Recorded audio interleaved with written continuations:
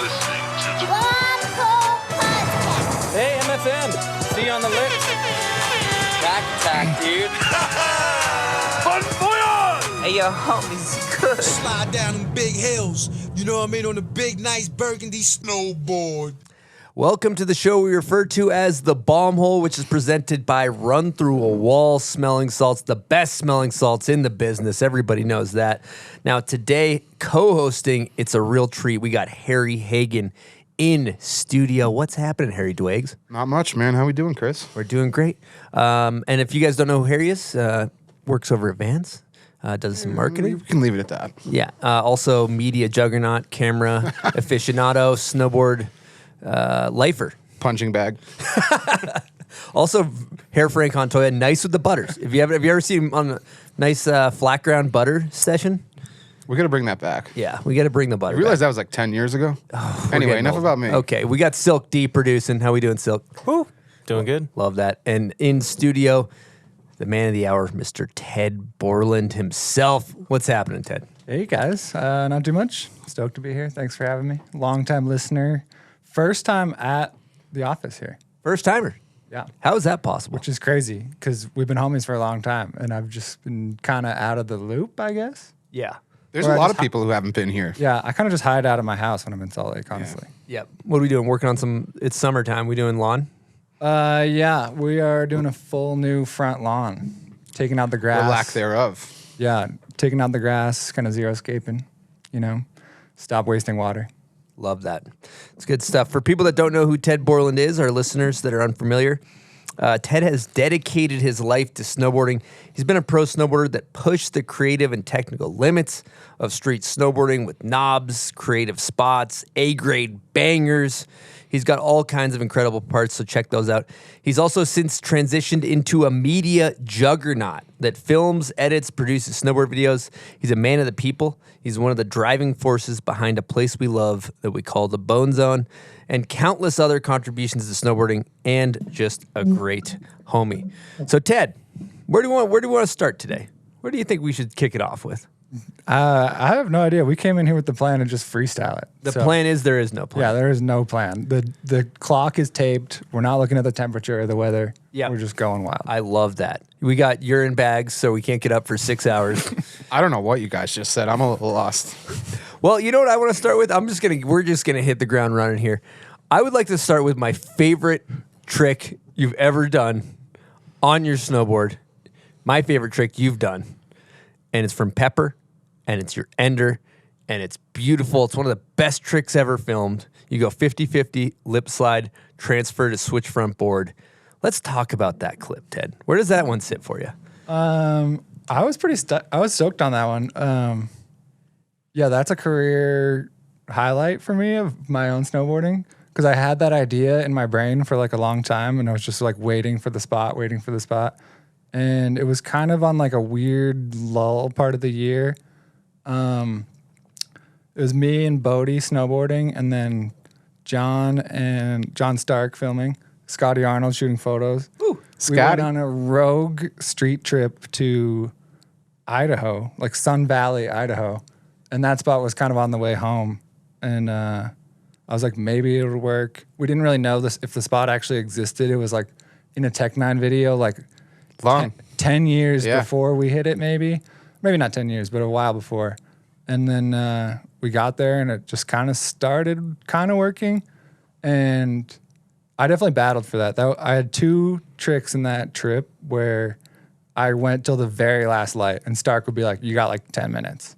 And then I'd gotten really close a bunch of times. I actually broke the shit out of the rail, like on the second transfer, just like smashing into it a bunch of times. So we kept filling it in with snow, and then, right before the sunset, kind of got lucky and got a good one. Glory. Can we hit a little refresh? I know the clip, obviously, but it was 50 on the flat. Yeah, it was like a back Front lip to the other side. Yep, back. What would be a back 50, but straight on the flat. Yeah. And then how? Then you go switch front board and comes out front board and regular. back Yeah, to it was like a really quick back 50 and then a really quick like jump over to front lip. And then as soon as I would touch front lip, I would just jump. Switch front board. Yeah, so it was like the second transfer was on both downs. It was How a long- bit of a be the ball situation. For sure. How long were you thinking about that one? Was that like some like? Did you have that trick in mind going to that spot? Yeah, 100%. Yeah, that's what I mean. Like, 100%. were you like dreaming on that one, or was it like, I don't know when that idea popped into my brain, but it was at least like 2 or 3 years. Like filming for Think Tank movies, I was like, I want to do this double transfer on something. it's the perfect spot for it? Yeah, and it just kind of worked out for that. And then a couple other people did some pretty sick double transfers that same year. Len Jorgensen and Haldor on a king crow. Oh yeah. On Quad King. Did the hop back and forth. Hot take. It's real easy to make a double transfer look bad. You didn't do that. Yeah, That one looked really good. mine was just like, I just had that idea of these 3 tricks will like flow together. Yeah. And it would kind of just end up as like a kind of like a front 3. I swear Stark, when he told me about that, there was some magic about like you landed last possible try with the light or something. Yeah, it was pretty much like the light was gone after that. It would have been like a few more, like he was like, all right, you got like 3 more tries. And like, I probably would have kept going, but You have some gain bump to the max or what? no, I don't think it looked okay. If you couldn't even. I mean, I've done that a couple times too, where it's like last light, bump the gain way up. No one has any. Yeah, I know you guys are filmers, but let me tell you a little insider tip that I've learned as a filmer myself. Gain equals grain is what I've been told. Yeah, Little yeah, fun yeah, fact. yeah. Silk, you hear that one? Yep, yeah, that Yeah, adds take up. notes. Yeah, but people like grain nowadays. Grain's in? Yeah, grain's back. Yeah. Grain's back. Okay, that's a hot take. Well, we got a question from Jesse Burtner. Here we go. Let's hit it. Ted, it's your pal Jesse. Here's my question. Methods of prediction ender, S-Rail, in the streets, coming in, 300 miles an hour, insanity, legendary. What people don't know is you also battled a double S at Brighton for multiple days and never got it. Tell the people about that battle, battles in general, and what kind of mark not getting something leaves on your psyche and how long that lingers with you. That's kind of depressing, but it happens. Love you, bye. Damn, that's a hard-hitting question. Those were some dark days at the end of that double S-Rail battle. It was the same year. I knew, like, the S-Rail was, like, another clip I'm, like, really, really proud of. Big battle. Was hitting with Brandon Reese. Brandon actually, like, has a good lost battle story just on that S-Rail because he came from, like, 10 feet away from board sliding it. But yeah, the double S-Rail at Brighton, I always kind of thought that having a park shoot or a park rail ender was like one of the most unpredictable things you can do in your video part. My ender in my first Think Tank part was on a park rail as well. So I was like, we're talking to Brighton about doing like this end of year park shoot for methods of prediction. They were kind of like, what do you want to set up? They already had a S.5. Or maybe they had even added the final C before the season was over. So it was a double S-Rail, and I was like, I need to board slide that. It was like impossible to get to the end of, it felt like. So yeah, I spent most of the 3 days of the park shoot just trying to do that. It was like myself, Paul Heron filming, Sammy Spiteri snowboarding with me. Got close a bunch of times. Like my tail came off the end of it, but my nose was also like dragging on the ground. So I never really did it good. And I just kept being like, all right, tomorrow we're going back. Tomorrow we're going back. And then the third day was just like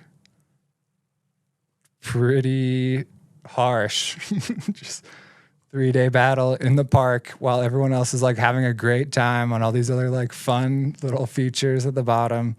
And Sammy had gotten a 50-50 on it, which thank goodness, because otherwise that would have been like pretty long wasted 3 days for Paul filming.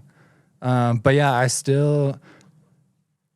I kind of never want to be in that place again. Like after 3 days of battling, I like Think Tank did like a end of the year like dinner, and I was just like so fucking bummed that I didn't get it.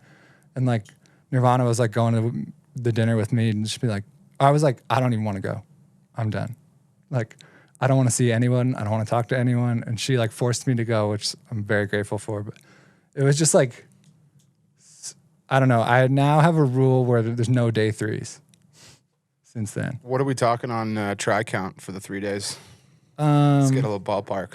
First day was probably more like a half day, but I don't know, at least 100 times every day. Yeah. And it's just hiking. Damn, so Right. no a long day hike three. because it was on a flat grade too. I remember seeing it. Yeah, and we were basically like, I don't know if you're familiar with Brighton, where the Millie Tubes are. It was at like the end of the Millie Tubes, and we probably hiked up to like where the Kink Tube would be to start because we were just like trying to go as fast as possible. Yeah. It was pretty long. You got your steps in. Yeah, but yeah, those were some dark days. I would love. I think that's the one thing. Maybe a lot of the recreational snowboarders maybe don't realize the amount of tries that go into a clip. Like even going back to that S rail forementioned by Bertner, you know, it kind of looks doable when you watch it, but then you think about we were winching across an uphill. You guys were winching across an uphill parking lot, right? And that was Yeah. like a full day of tries. Yeah, that was for sure a full day. Yep. And getting towards the end where like your legs kind of aren't working the same way that they were before, but you like want it so bad that you're just gonna keep going until you die, basically. Do you have like you're a seasoned veteran battle dog, so to speak. You've been to many a piece of steel for some battles. Do you have a philosophy or a mindset when you're deep in the thick of a battle? Yeah, I mean, I do kind of have the 3-day rule. Like where, especially if I'm filming somebody, I'm like, you don't want to get to the end of the third day and not have it. Cause I've been there. And that was like, the double S rail was like my example. I was like, if you don't get on the third day, it's over. And you're just like, you're not leaving that at the spot. Like, cause growing up filming, if you're bummed on a spot, you try and like leave it there. You don't want to go forward with that.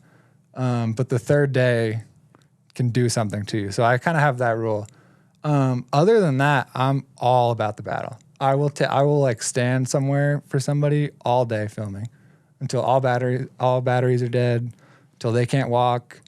And you just kind of help with whatever they need. You just like, I'm here to shovel. I'm going to be patient. I'm not going to be like, yo, come on. Like, you got to get this so we can go to the next spot. It's like, no, like the greatest clips are worth the battle for sure. Or were worth the battle. What's the mentality like like do you ever get superstitious? Or like say you're on try like 78 and you're like not even close for the last 30. Like what's going through your head? I don't know. Fucked. No, I mean, Someone hit me in the head with a shovel now. Can the cops come, please? no, I mean, what's the definition of insanity? Is like trying the same thing over and over and over again without getting a different result. I think changing the lip can help. Like shoveling, I don't know, whatever you need, really. Well, as a boarder, I'm more so because I have my own opinions as like a filmer. You know, you're on like try 80 and the filmer's like, yeah, you got this, dude. And it's like, not a fucking chance. Like we've all been there, but like, or like it's super awkward and the person's freaking out and you're like, well, I don't know what to do. Yeah. But as a boarder, I'm always curious of like, you know, what's going through your head on try 95 at 5 p.m. on a Tuesday in February. I mean, I think as a boarder, you just got to imagine the clip. Yeah. And just be like, and if you can't imagine the clip, then like, what are you doing really? Like, you got to know that you want the clip. It's a funny position to put yourself into because it's like so one extreme or the other. Like we talk clip high, like clip high is such a real thing, but then like if you don't get clip high, then it's like the clip depression. And Clip it's like low. Yeah. Clip suey watch. And that's the crazy thing about the battles is it could be second try, it could be 700th try. That's it's like rolling the dice on some of those. Yeah. You know, Yeah. I have a question for you. You're a world-class battle dog. Now, if we're talking Hall of Fame jersey in the rafter, snowboard spot battlers, who comes to mind? I mean, Joe is obviously like Sexton? Yeah. Nightmare, yep. But- absolute nightmare. But like, he's put in the time and he's gotten the results on him too. From personal experience filming, I would say Cooper Whittier. And then seeing a lot of his stuff in the Dustbox videos, like since we filmed together, for sure, he's a battle god. We actually had a couple days where it was just the two of us in Omaha, and we went for not the same rail that Joe did, but a similar one. I'm not going to get into the length of those rails, but I was just like, all right, Cooper, like there's no one else in the crew. Like, you want to go for a fucked up battle? Like, let's get it. And he was down, but we didn't end up getting it. Who else? Stevens comes to mind. Yeah, But Stevens comes to mind, but it's kind of like a battle with himself because he'll like do the trick like 100 times and just be like, I'm just going to do it again and again and again. Like I think of them as like, excuse me, challenge rails. Yeah, And but like, I would say a lot of tries. okay. I don't think it has to be a challenge. Oh, yeah. Somebody that thinking, puts up a lot of tries. I'm thinking boarders who are like, they like get off on the challenge rail. Like Yeah. Cole Navin's in the category. Yep. Like what's the longest thing ever that like Joe, you know, and you're Eric. like, yeah, and it's like, Eric okay, I'm Leon. going to try this 500 times. Maybe I'll get lucky once, but it's worth it. I mean, kind of a lot of Think Tank alumni as well. I mean, you're definitely in there for sure. Oh, yeah, I Ian was all Bowles about kind of Think on the, he's a challenge guy, I feel like, or Yeah. has been. I just think the challenge is when you can get the clip on a challenge spot, it's so worth it. Like just, I mean, this is a question that I asked Jesse during his bomb hole was the premiere cheers thing. And it's like, what do people cheer for at the premieres? If there's a challenge spot, they're fucking losing their mind by the time this person gets to the end. Yeah. Going around the S, it's like, whoa. Yeah. Challenge rails and flips, dude. Who else is a good battler? I don't know. There's a lot of them. Also, for our listeners, I think it would be cool to talk about your height, right? What are you clocking it at? 6'5" for the most part. Sometimes 6'4". I go back and forth. Depends on the day. And that could be limiting for your spots. Oh yeah. Right? Because I've been with Bodie and he'd be like, I love this spot, but I'm too tall. Like you can't hit the same spot Nima Jalali can hit. It's gonna look totally different. Yeah. Well, also it depends on who you're snowboarding with. I always think, because I'm down to hit like anything small. I mean, there's a lot of stuff in all my Think Tank parts where it was like, that's not a spot, but it actually was a spot just because it's just snowboarding and I don't really care that much. But if I'm snowboarding with, I'm trying to think of someone small. If I'm hitting the same spot as Nirvana, my wife, she's 5'2", and I'm 6'4". We are not going to make the spot look the same. It's true. It's just science. And like, I have no shame in hitting a small spot, but if I'm hitting a small spot with someone much shorter than me, then it looks pretty weird. While we're on the subject, should we talk about tall snowboarder goats, Hall of Famers, All-State, valedictorians? Yeah, I mean, who else is even in the category? Bodie. Bodie. First one that comes to my mind. Good friend of ours. My personal fave is none other than Ricky Tucker. Wow. Oh. He seems like he's kind of borderline, though. He's like 6'2". But he's got the lank. He's gay. I Yeah, feel like- You know? I feel like What were Ricky you gonna might say? be Gangly. 6'3". Anyone Ricky- over 6 foot or 6'1", I feel like is in the category. we need Dick 6'2" Tucker to and give up, us an yeah. official. We need Dick Tucker to give us an official height. Yeah. 6'2" and up. Is that what it is? Yeah. We had a lot of good, there was a lot of good tall snowboarders for a while. We had the 6'3" Mafia for a little bit. Which was who? I don't even remember who was in it anymore. Rob Rothler. Of Rob? Yeah. Well, Rob Rob's is way 6'7". taller than Rothler. 6'3". Rob Rothler. Rob is the actual tallest snowboarder. Lucy. I was just other gonna say. filmer, Oh, Big very Daddy tall. Luce. Gary Lucy. Who else? Nima Jalali. Mikey LeBlanc. Andrew Aldridge. True. Dridge. Tall. Yep. Chris Engelsman. Yep. That's a given. It's a given. It's kind of it. Ted Borland.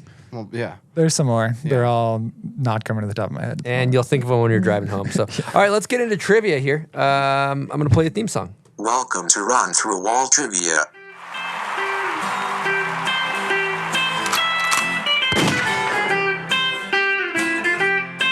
You're fired. You know how this works, Ted?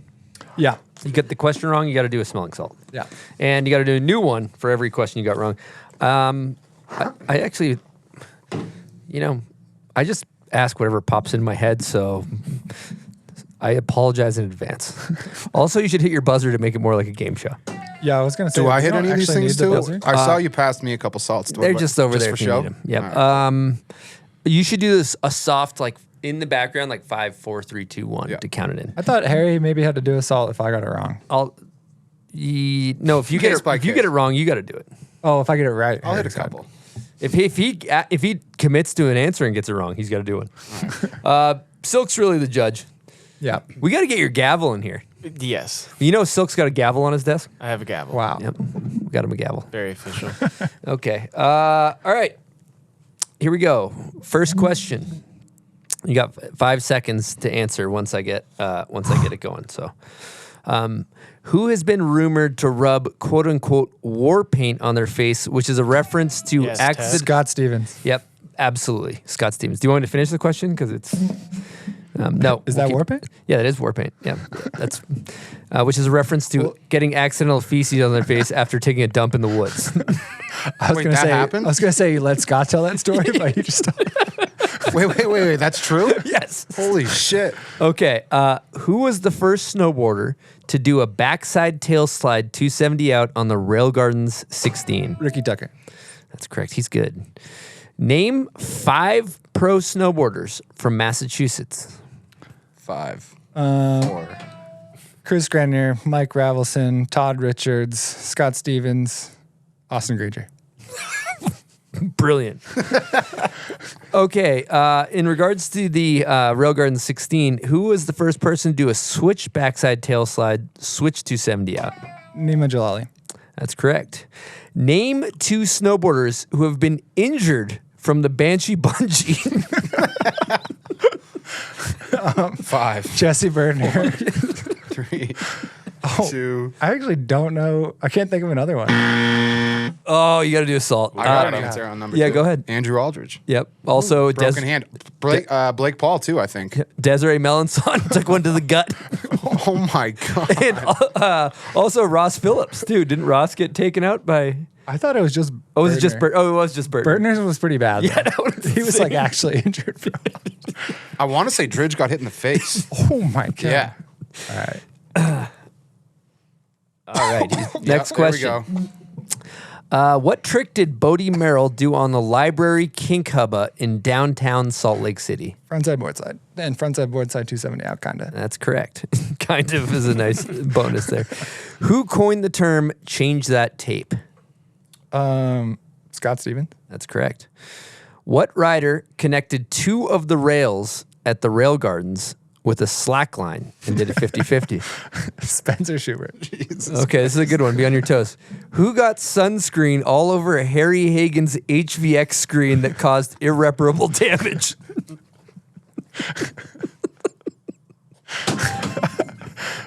I was going to say, was it you? Yes, that was me. That was me. That was a dark day. I'll do that one, yeah. Still never been the same since. Oh, my God. All right. We're back. We're back. I'm still watering from the other one. Straight to the eyes. What is the name of the school in Worcester, Massachusetts, where you did gap board slide to board slide? Burncoat. After Ian Bull. I called Ian while I was there and asked him, how was it? And then I went for it. I kind of did it. It worked out. Okay, this is a really good question. I'm excited about this one. What outrageous claim has Austin Granger said he wants to do on the Raponda rail in Vermont? Hardway frontside 270. That is correct. We should get a GoFundMe going. I'll throw down $100 Can we on get that. someone in the Westover, Vermont region to go see if that thing still exists? Yeah, we needed some bait If on not, that. can we recreate that? Maybe Red Bull Heavy Metal if you're listening. Well, we should get Granger on Red Bull and they can create one of those videos like all around the Hardway front too. Oh, my God. Okay, next question. Who is Keith Congo? Austin Granger's penis. Yes, that's correct. That is correct. Keith Congo? Yes. What the fuck? Who brings out the pizza after RP does the gap 450 in the ender section of Weather Outside is Weather? Justin Chip Caniston. That's correct. Okay, without providing context, which filmer / editor is most likely to quote unquote slap you with a lawsuit? Sean Lucy. That is correct. When Brandon Reese wins the bench at Freddie Perry's bench press event, what does he claim he's going to do on it when he gets home? He's going to fuck on it. That's correct. And for bonus points, final question, what is Freddie Perry's response to that answer? I like that. That's correct. Nice work, Ted. Wow. Round of applause for Ted. Only one wrong. That was Very Only one impressive. wrong. There was a lobs. couple I feel like we need to circle back on Yep. for some context. Okay, go ahead. What was Keith Congo?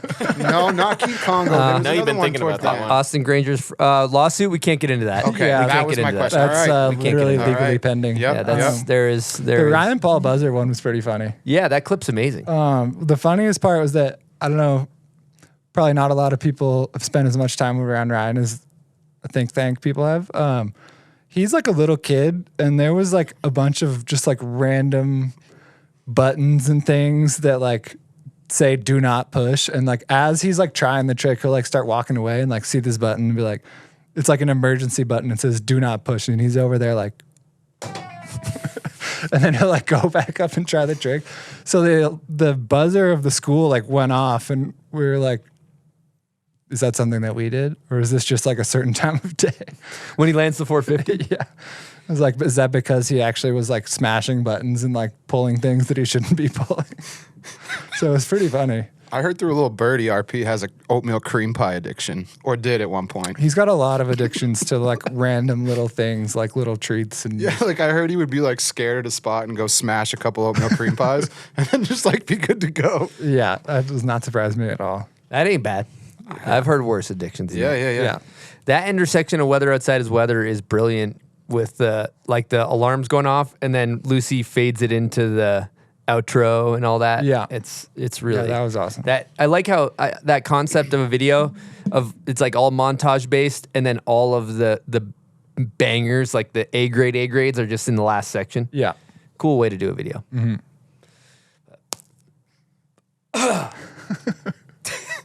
Okay. Sit at smelling salt, run through a wall, available. Bombhole.com.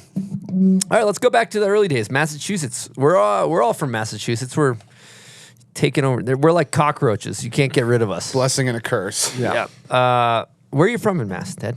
I grew up my formative years in Northfield, Massachusetts, which is literally like the town closest to the border of New Hampshire and to the border of Vermont. So I'm like right at the very tip top of Western Mass. And how'd you get into snowboarding? I got into snowboarding. Well, first, so my dad is a ski instructor, still has been for like 40 something years probably. So I was on snow as soon as I could walk, learning how to ski. And then I think I took a lesson. Like I was growing up, see snowboarding kind of come into the fold. It's like starting to be allowed at mountains. And I'm just like, that looks fun. I had a skateboard or whatever. I probably took a lesson. I think I had to convince my family to let me take a lesson because they were like, oh, we're kind of skier family. So I convinced them to get a lesson on a vacation in Colorado when I was 9 or 10. And that was actually like epic because it was kind of like what you see in a movie now where like snowboarding, or like an old movie about snowboarding where it was kind of fresh. Like there's these cool snowboarders like talking about like learning tricks, or like I heard so-and-so like did a 900, like, oh, this instructor over here, like he's pro or whatever, he could be pro. And I was just like this little kid being like, this is so cool. And I took a lesson, and it was actually a powder day, which was pretty cool because that does not happen in Massachusetts or on the East Coast anywhere. You don't really like learn on a powder day. 2 years later is when I think I actually started. And then just with my parents being like ski instructor, resort people, I was just at the mountain like every weekend, no matter what, 8 hours a day. And it just kind of went from there. What mountain we talking? Little fun fact, you guys are not going to like this, but I was born in Pennsylvania. So the first mountain that I actually went to was Blue Mountain in Pennsylvania, which is where I learned how to ski. And then by the time I was learning how to snowboard, we had moved up to Massachusetts. So it was kind of like Mount Snow. Oh, Mount Snow. What was the closest mountain in Mass? Is it like Butternut or some shit? No, Berkshire East, I think, would have been the closest. Yeah. It's the first place I ever went snowboarding. So how far was Mount Snow from you? Just about an hour, like Oh, 45 that's to chill. an hour. Yeah, that's sick. It was pretty easy. Because that was pre-Corinthia Mount Snow. Yeah. Yeah. But that was still, X Games Mount Snow. That was X Games Mount Snow. And it was still like epic. Like their park was like top notch. Yeah. Like we had, before Corinthia was a thing, like we had like 80-foot jumps and like really good rails. Which were nowhere on the East Coast. Yeah, I remember like a giant rainbow rail, which is like the shit. I remember that thing. And a giant flat down rail, which is like what you see in videos. Like you see that in like the snow summit parks, and you're like, well, we got this here. Yeah. So it's pretty sick. Yeah, absolutely. That's where Ted and I met. Formative years. Mount Snow. Wow. I feel like I remember a sesh where we learned 900s together. Yeah. Is that a thing? That is a thing. I think it was kind of like leading up to like US Open season, which was like late spring on the East Coast. It was kind of like almost the end of the year. So it's like starting to get like what you would call slushy on the East Coast. Like not actually slushy, but it's like kind of warm and somewhat forgiving. So we were just kind of chucking. Chuck and roast. Yeah. Yeah. I feel like you've been on Artec. I remember back then you rode Artecs, right? Yeah, I did. Was that your first board sponsor? Yeah, first board sponsor for sure. I had actually ridden for a shop before that. I kind of like was like a shop kid, like at the Mount Snow shop. So I would just like hang around there. And then I got an actual shop sponsor, which is pretty funny, from Keene, New Hampshire, shop called Ted's. I remember the Ted sticker. Yeah. Ted's on Ted? So that was my first like actual sponsor. Was That's Ted's, on brand. Ted's Shoe and Sport. That's on Did you have brand. Ted's stickers? Hell yeah. Oh my God. Yeah. That's an easy yes. That's Yeah. unreal. True. Sign the guy. Dumb It was question. pretty Dumb sick. question. And they carried Mervin boards, which was pretty dope. They gave me a couple snowboards, which was pretty cool for a shop sponsor. I'm not sure if that's like actually a thing. Like it was not like through a rep or anything. It was just like Ted gave me the board. And it was Ted pretty dope. himself? Yeah, Ted himself gave me the board. Guy's name's Ted. Shout out Ted Shoe and Sport. I don't know if it still exists. I hope it does. Yeah. But it was pretty dope. You need some shoes or some sporting goods. And then Artec was pretty funny. Came about from, I'm kind of blanking on his last name, but a family friend, Tyler, he was like an old kind of East Coast snowboarder. Tyler Eamon? No, he was like he was like way before our time as well. But he kind of worked for Burton, and then he worked at the same school as my mom and kind of knew that I was a big snowboarder. And he was like, oh, I'm going to like kind of start working for this company. And then he set me up on that. And then I was kind of like, I don't know, because it's weird. When you're like a little kid coming up, you're like, oh, I'm sponsored. Like on the like when anything happens. Like I got some free stickers, I'm sponsored. So I was getting free boards. I got like 4 or 5 boards a year. I don't know if they had like a team at that point, but if they did, I considered myself on it for sure. How old are you at this point? Probably 16. 5 boards a year at 16 is fucking sick. Yeah. Shit, It was man. nice. That ain't bad. We got a question. That ain't bad. 2024. And if you're goddamn Travis Rice, that ain't even that bad. Okay, we got Ian Bull. Here we go. What up, Ted? It's Ian. What was up with Bundy Vision? I feel like this was kind of like a formative time in your life. Definitely maybe like 07 or so. I don't know, I might be wrong. Kind of a tough time as you're coming up to get support for projects, or actually probably any support at all. But you kind of just did your own thing, and you did it your own way. You were kind of filming, editing, making Bundy Vision happen. Tell us a little bit about that. Those years were awesome. Was hyped to share them with you. Looking forward to hearing a little bit about them. Also, tell us where the nickname Bundy comes from.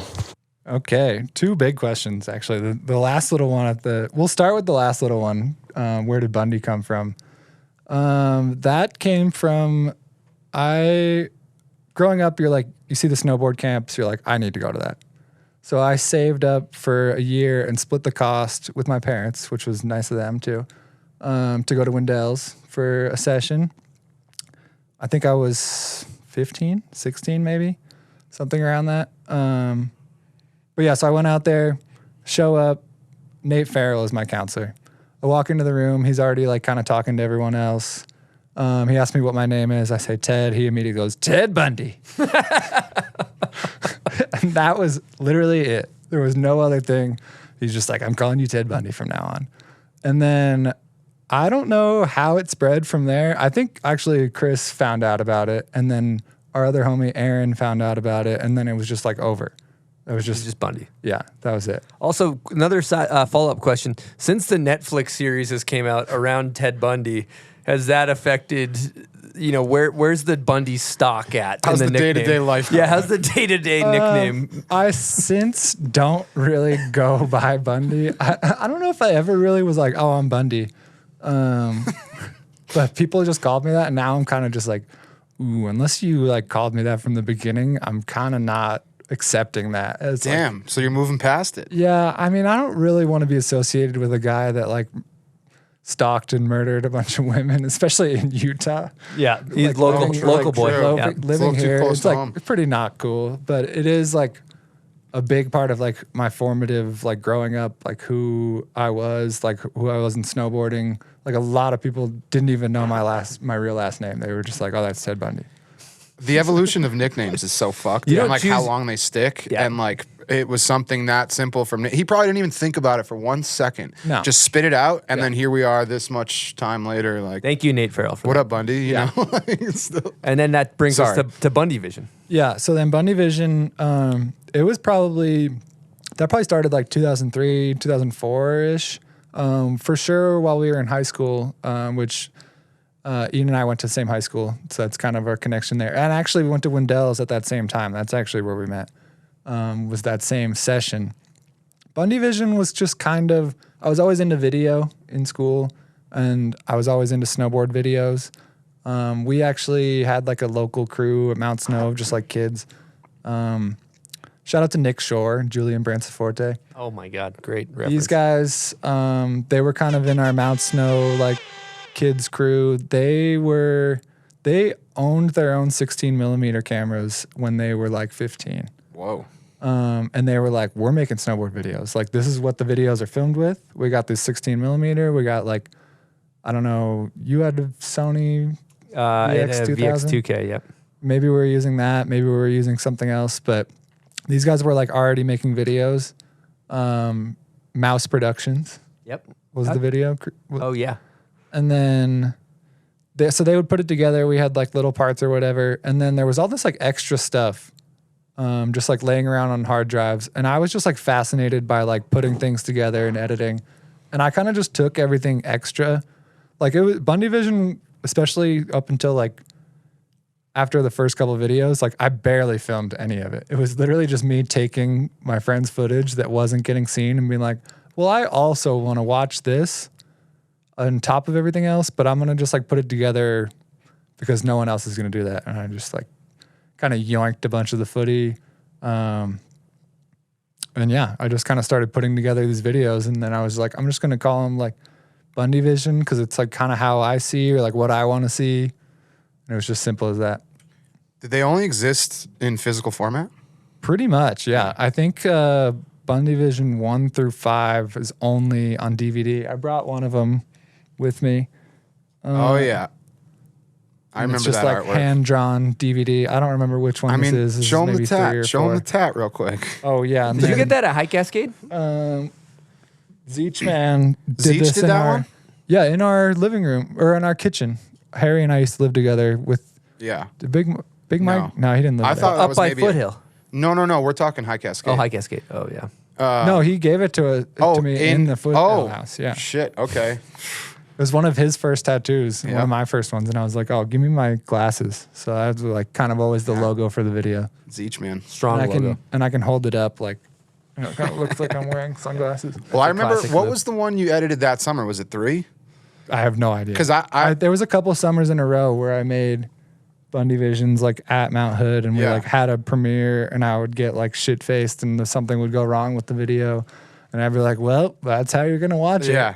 Because I remember that's when I met you, and I was very impressed because that was at the time where it was like anyone who wanted to film or make a movie was like, I need the HVX, I need the lens. And like you were so focused on like, I can only do this if I have these pieces of equipment. Yeah. And you were just like you said, you were taking footy from everyone, but then you were also filming on your Elf a lot. Yeah. And it was the first time I realized, because I would watch it and I would be like fully, sucked in, captivated, whatever. But in my head, I would be like, I'm only gonna like stuff if it's filmed with the big lens and the HVX and whatever. But then I watch Bundy Vision and I'm like more entertained with Bundy Vision than like the other shit. And it was like, that was the first time I was like, whoa, you can make cool stuff with any camera. Yeah, I mean, it was kind of like not really like a homie video. It was kind of like a DVD extra video. Yeah. because it was really like what I wanted them to be was the stuff that didn't make the cut into the movie, and it would be like stupid lifestyles, Interesting shit. like some random bullshit, like a shitty extra angle that never got used, or like And then sometimes there'd be like some fucking A grades that I would just be like borrowing people's hard drives to get clips and be like, yeah, grabbing that too. Fuck it. And throwing it in. And then, I made 5 DVDs, I think. And I don't know what's in them anymore. I know the first one, like Chris has a part, Scott has a part, Beresford, Granger, Bodie, like just homies that I would just take footage from. Ian always had a part. I think Ian had a part in every single one. He was in everything. Yeah. Ski videos, snow videos, whatever. So I'm curious, this is an interesting topic to kind of change gears, but we grew up DVD era. We're DVD era people. And now the landscape has changed into a little bit more of a digital landscape. How do you feel like it's changed? Do you feel like it's good? Do you have any takes on where it is now versus where it was then? I mean, this is like such a huge conversation that we could get into. I don't know. Well, I think we're the wrong people to ask because we're not like coming up anymore. Like we came up with the DVDs, we grew up on that, and now there's a new thing that someone else could be growing up on. And that new thing could be the same thing that we felt with the DVD. Damn, I like that take. I think it always happens. Yeah, Whatever take. you identify with as a kid, that's like the coolest thing, Yeah. and like you don't give a shit about anything I else. think we can argue about it all day. Yeah. It's but- kind of fun though. It'll come back though, because I think I mean- everything always comes back to like physical. Like kids at some point will be like, I want to hold, whether it's now or in 20 years, like everything will come back. Like records. yeah, records or Vinyl. anything physical. Yeah, books. I don't know, whatever. I mean, I still go back. I actually don't really go back and watch DVDs anymore because I think that format has a lot of flaws. Like they can be scratched and then like they're fucked. Like this thing that I brought is for sure like not going to play. Yeah, I was going to say, well, what are the chances of that thing playing? That was like a burned DVD off of like iDVD or DVD Studio or whatever off my thing like 15 years ago. That thing's been in a stack of like other DVDs and dust. I took it out of the sleeve Oh, was it today, but I doubt it's going to play. But like, and even going back and watching my old DVDs, like they're all pretty scratched to shit. I'll watch VHSs all day. Like I still have a little mini VHS TV and I'll throw on like, I don't know, old Mac Dogs. Like, and then even on YouTube, the other day I was like, I got to watch The Resistance again. It's just like, that was like my formative video. Where'd you go? Buckshot Snow on YouTube? Nice plug. just Nice kidding. plug. I don't know. I don't remember. No, it wasn't Buckshot because it was dog shit quality. I'll tell you that much. All right. So he's saying flawed format with the DVDs. That was not That's a a take hot- I saw coming. I think that's a nice cold take. Yeah, I think it's good to go back and rewatch the stuff. I think nowadays it's certainly a lot harder to rewatch something and like beat it to death. Like my copy of Resistance was fucked because I just watched it over and over and over again on VHS, and I don't think you can really like beat up a YouTube video anymore. Like it's pretty hard to watch. Like I try to watch everything in snowboarding, but I rarely go back and watch something like more than 5 times. Was there a part early on as a kid that you were just enamored, that just made you enamored with snowboarding that you can think of? I don't know about parts. For me, it was like a full video, like Resistance for sure, Brainstorm. The first video I like really knew what was going on was Tech Div. And then that string of Mac Dog movies for sure, and Kingpin. Mainly with Kingpin, Brainstorm was my first big one, and then Happy Hour, Back in Blacks. Those are classics. But yeah, I beat up just like the whole movies. I would just be like focused in, and I would be like, everyone in this video is sick. All right, we're going to talk to you guys about some speakers. I'm a big fan of these speakers. We're talking Turtlebox, and they deliver the best sounding, most durable, portable speakers available. Let me tell you, you can put these things through the ringer. So the Turtlebox Gen 2 portable speaker is 100% waterproof while boasting best-in-class audio and up to 20 plus hours of playtime. You don't need to charge it. You can be slapping tunes for 20 hours. As a plus, you can pair multiple Turtlebox speakers together at the same time to enjoy a true AB surround sound experience. Simply put, the Turtlebox is an extremely fun product designed for days at the mountain, on the water, in the backyard, and everywhere in between. To learn more, check out turtleboxaudio.com and get yourself that Gen 2 portable speaker. It's a great product. Slap some tunes, have some good times with your friends. Now, moving forward from Bundy Vision, I would love to talk about, I revisited the Leak which is a cult classic made by Eddie Grams. And you got Ender in the leak. And the last two clips are savage. The nose press, the kink. Oh, okay. And the front board, the long rail. Yeah. What do you have to say about those? About those two clips, those ones were on a trip. So I filmed like the majority of that part, I feel like, in Syracuse, New York, or like in the surrounding areas. It was myself, Mark Dangler filmed all of those, and Ben Littler as well. Major shout out to those guys. Dangles. Matty Moe was on the trip. Oh, with the long hair. Best nose blunt of all time. Yeah. Oh, yeah. And on that hubba. Our other homie, I'm spacing on last name. Our other homie, Ben, incredible snowboarder, was on the trip with us. And yeah, we kind of just like we drove from Salt Lake, 5 dudes deep in one of the cars. Savage. All of our gear. We must have had a drop-in ramp somewhere on the top of the car, maybe. And yeah, we just spent like 3 weeks in Syracuse. And those ones, I don't know. Okay. The front board. So I was also park crew at Brighton that year. So I was snowboarding like a ton. So I wasn't really filming that much. So when I went on that trip, I was just like primed up, like, let's fucking do this. And there was a bunch of snow. The front board, that was a fun one. I had a previous instance in Salt Lake of getting a clip. I was filming with Sean Black and Alex Andrews. They were homies with Gabe LaRue, filmer. He filmed this clip. We were at the spot kind of near Little Cottonwood Canyon. It's like a little ledge that you jump off of. A bunch of people, we've all been there. I did like a pole jam off a shovel. Yep. And I remember being really hyped. I was like, damn, I just got like this pro filmer to film it. It was like on the new HVX. It was like super crispy. And then I found out that he went back there the next day with John Cooley to do the same exact thing. They brought a different pole that was not a shovel. It was like an actual pole. And I was just like, that's cold-blooded. I just did that yesterday with you. Like the same filmer. And he just like brought a pro. And I was just like, what the fuck? Like I'm trying to like make it in snowboarding. Why am I being stepped over, kind of? I mean, I'm sure they just like didn't think about it like at all. That deserves a gunshot sound effect.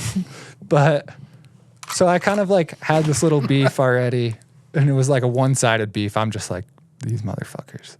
And then classic one-sided beef situation. Yeah, like I never like talked to them. I didn't really know Gabe at all. I didn't know John. I was a huge John Cooley fan. Like, he's another goofy footer, tall. Yeah, another good tall snowboarder. True, we didn't have him in that list. Was in Think Tank. Like I was a huge Cooley fan. And then that happened and I was just like, God damn it. Fuck John Cooley. And then so I'm going to Syracuse. I knew that rail was there because the Ashbury blog was popping those days. Thing used to hit. And I don't remember if this was like the same year as the first VG. Probably. Was cool. No, it was People for sure. But it was Ashbury was doing like a blog post from Syracuse. And for some reason, they showed a picture of John Cooley at that rail and mentioned that he tried to front board it and couldn't. So I went there being like, I'm going to get this motherfucker back. I'm going to front board this thing no matter what it takes. And we bungeed all day, and I was able to get it, and it felt pretty good to get him back on that one, even if he didn't know I was getting it back. That was the kink in the middle of the stairs? Yeah. Super long, flat. mellow. You hit that one too, didn't I've you? never hit that one. That thing's a pain in the ass. Similar looking. Oh, I'm thinking of a different one. Yeah, Yeah. okay. Yeah. The thing is such a pain in the ass. Like there's not like a whole lot of run-in room, and you have to bungee because you need like as much speed as possible. And you definitely max out the bungee to get speed for it. World-class front board, fueled by Spite. Yeah. I love a good Spite clip. Yeah, it's great. I've gotten a one couple worked good out. ones. Spite's a powerful motivator. And then the nose press, That thing has a fence post by the bottom of it, like a fence, right? If you come off on the outside, you're kinda it's pretty close. I dickered. don't really remember that much. I just remember it happened like right away, which was crazy. I had like been doing a lot of nose presses. Yeah, that one was quick. It was like 5 or 6 tries. Money. And then I did it, and you're like, oh, did I do it? Like, I feel like that should be like it should have been a lot harder. And then we like watched the clip and we're like, oh yeah, we got it. Daddy Dangler filmed that one? Yeah. Oh, yeah. That's a classic Dangles angle. Yeah, right I there. feel like Dangler filmed like That's a Dangler pretty angle. much my whole leak part. Dude, you were basically a bloodthirsty hyena on that trip. If you like that whole Seggy For sure. is upstate New York. That's Segway, so to speak. That video fucked me up, dude. Like big time. And it came out midwinter, didn't it? Yeah. See, we kind of so that was not the first like variety pack or like nap time. Oh, yeah. Or I guess nap time was the first one. Work play. Right when we moved to Utah, I moved to Utah in 2005, went to the University of Utah, immediately found a crew of kids that was like, we're going to be pro snowboarders. Like, we're going to go film videos. And then we kind of just crewed up. Eddie Grams was in the mix. He was like, yo, I'm going to be a filmer. I'm going to be a snowboard filmer.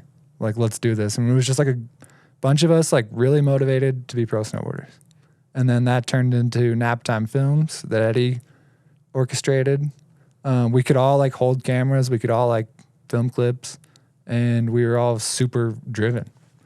And then that kind of evolved into Variety Pack, which kind of brought in a lot more people. Gary Tyler.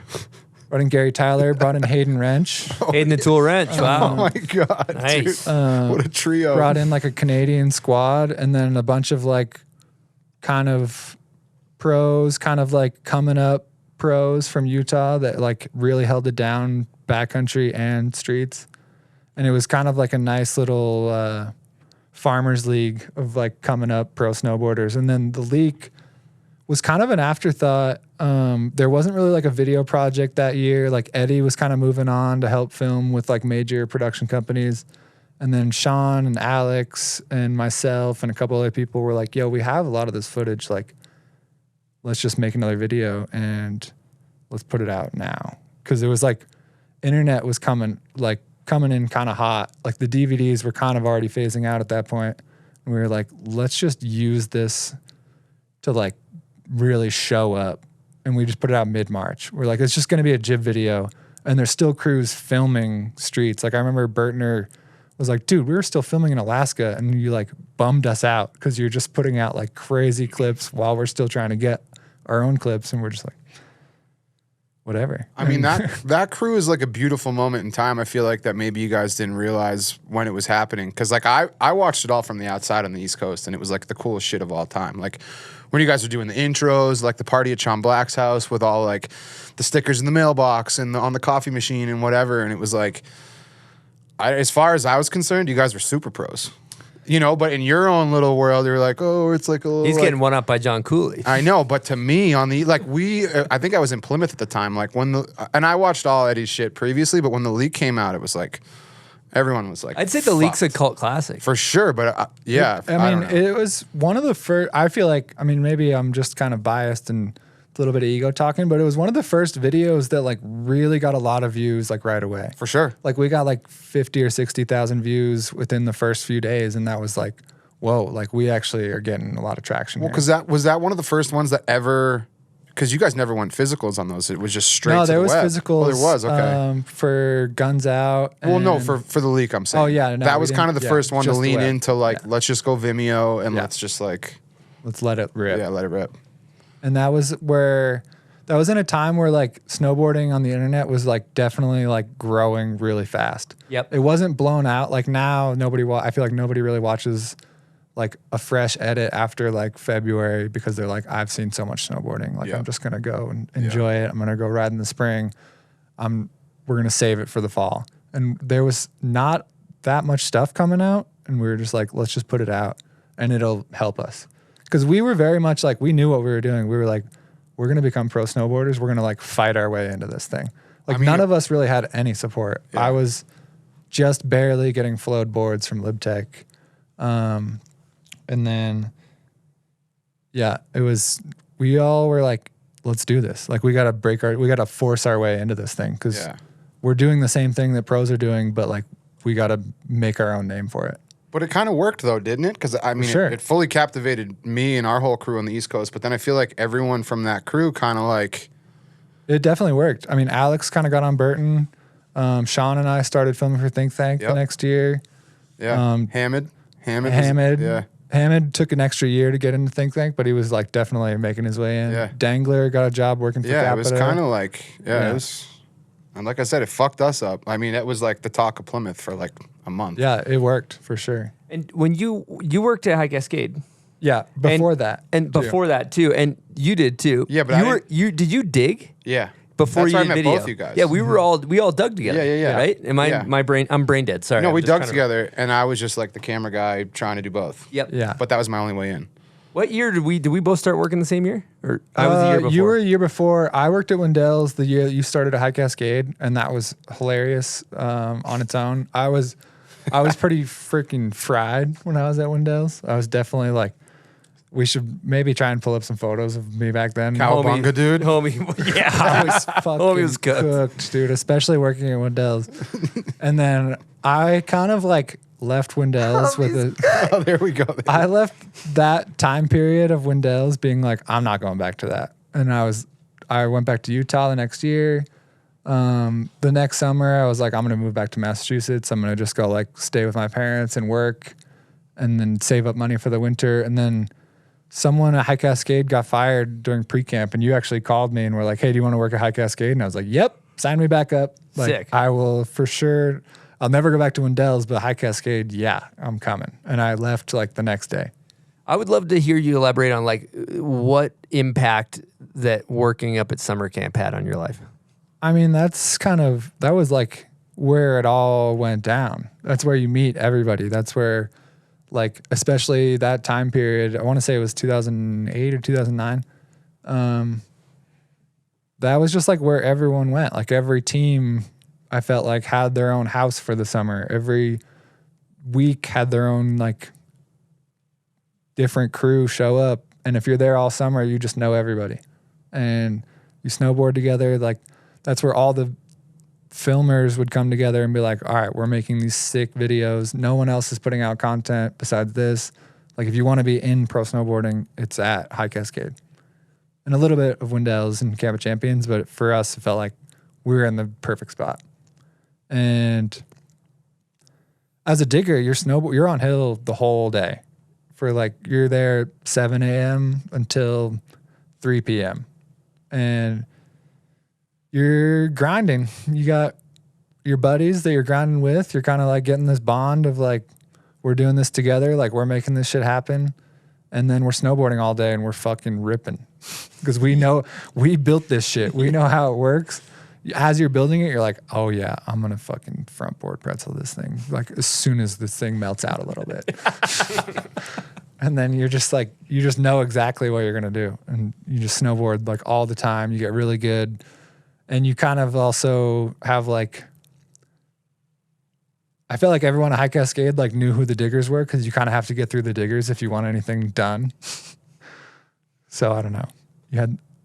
You got paid like shit, but it was worth it. There's definitely also like a band of brothers in a way or whatever where you like, you know, you got to pick up the DDR box, the dance. Yeah, we all stick. suffer together. And it's like takes 15 people, and then you got like if somebody's not lifting, you're calling them a ghost lifter, and it's kind of it's like and then you're digging the holes that we used to do. Those were pretty fun. Oh my god, that was pretty fun. We zip tied Chris Brewster into the salt box, and hit it with shovels one year. I remember. Yeah, that was that was actually pretty kind of brutal. traumatizing. Yeah, that's for probably him. brutal. I hope My you're doing favorite- okay. Sorry if we caused that. My Shouts on favorite Bruce. moment actually was Grenier and Brewster riding up the chairlift. And Brewster would just like, he would kind of always egg it on, just like bring some shit. You'd poke the bear. Yeah, and then Chris kicked his board off one time while we're going up the chair. I did do that. Chris kicked Chris's. I kicked Brewster's board off of his And off of the hill. I'm just on the chair, like, off his foot on the chairlift. and he had to walk down.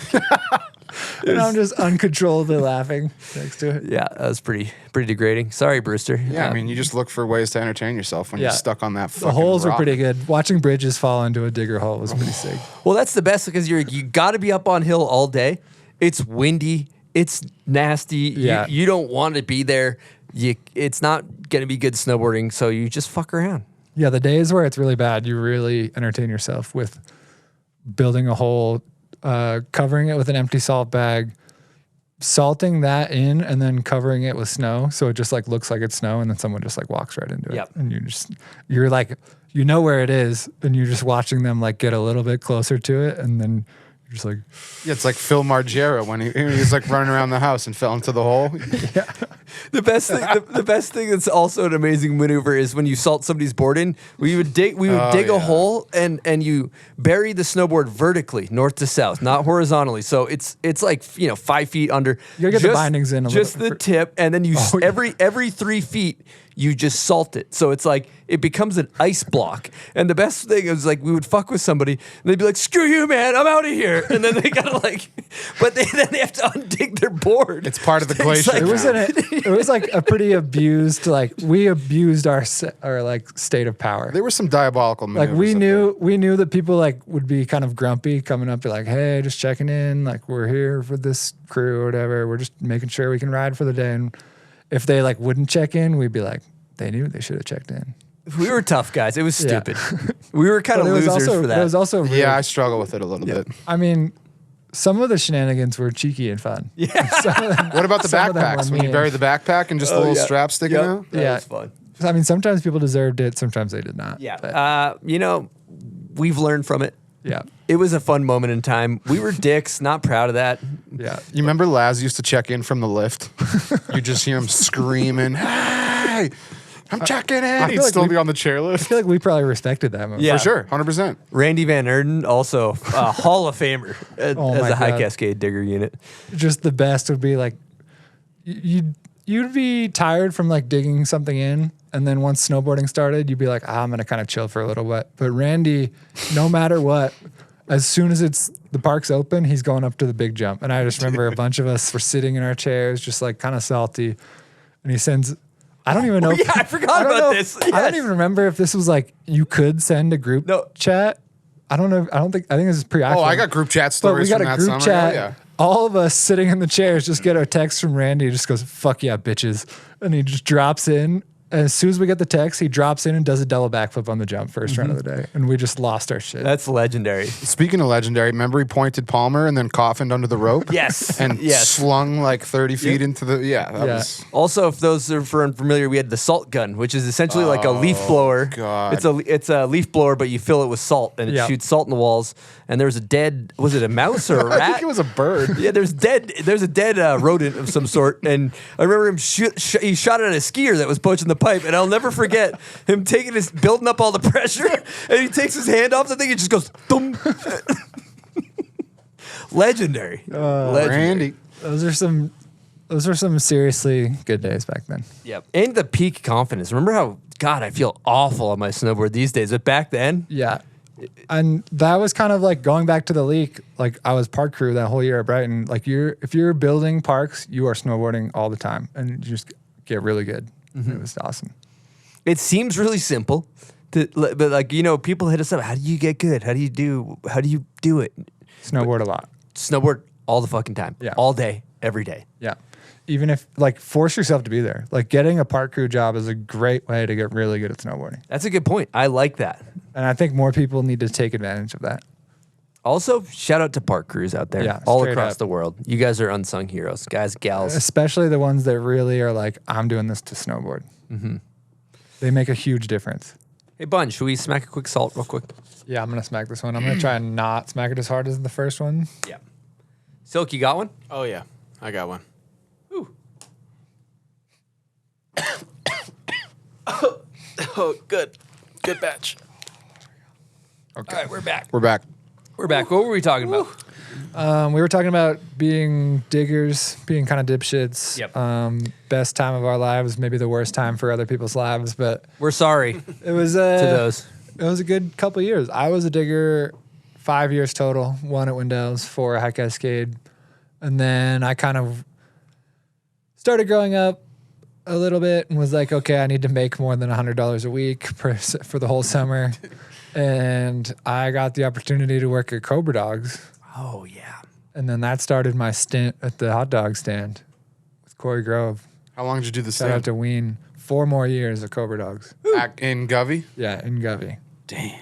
And that was pretty sick, honestly. I felt kind of bad. Like, Corey Mack, head digger, High Cascade, was kind of like, I mean, we still had mad love for each other, but he was just like, bro, you're bailing on us for like this hot dog stand. I was like, yeah, I But yeah, the workload was increasing times 100 with the airbags and all the bullshit. Yeah. And then so the whole thing was like, you get to fucking snowboard a lot, but then that didn't even become a thing because you're digging in the airbag till 2 p.m. When we started, it was 18-foot pipe too, and the 22, Breaking the 22 is a whole different ball Then game. we had and the mini pipe. And the so mini it was pipe. a lot. It was a lot of work. Yeah, so and I you're- was just kind of like, I did 4 years. That was enough for me. Yeah, of course I'm getting out of here. And then Cobra Dogs was like, you're not working for camp, but you still get all the benefits of camp. You get like an hourly rate. You get tips. You still hang out with everybody because everyone still goes to Cobra Dogs at the end of every day. And you just kind of have like a lot more chill of a summer. And you just, got like, Matty Mo. Got Matty Mo. We Wiz. got Wiz. Lauren, We had. where's she gone? I already? worked one summer with Lauren, I think. That was kind of, I think she left and I kind of filled her spot. But maybe we overlapped one summer. And then we had Spencer Schubert, Ben Bilodeau, and then we swooped Nirvana from the kitchen, from the K unit, which was pretty sick. So, and then, yeah, we just kind of lived like right above it in Govey, rented a house. It's good times. Blue Roof? Were you in Blue Roof? We were in the house above Blue Roof. There was like a few times where they put us in like actual Blue Roof just for like a random week or two, but we had like a random landlord. Once they stopped renting the camp, we just kind of swooped that for a little bit. And then there was one summer where Nirvana and I just lived in our van, and then we got Lewis. That was kind of why we got our dog, raised him in the streets of government camp. And I think dogs were not allowed in the house, so we just were like, fuck it, we'll just live in the van outside of Cobra Dogs. Wild. Legendary times. Yeah. So that was that. That was my stint at Mount Hood. And now you guys are married, for those Now that we're don't married. know that. Yep. Lewis is 8 years old now. Your son is 8?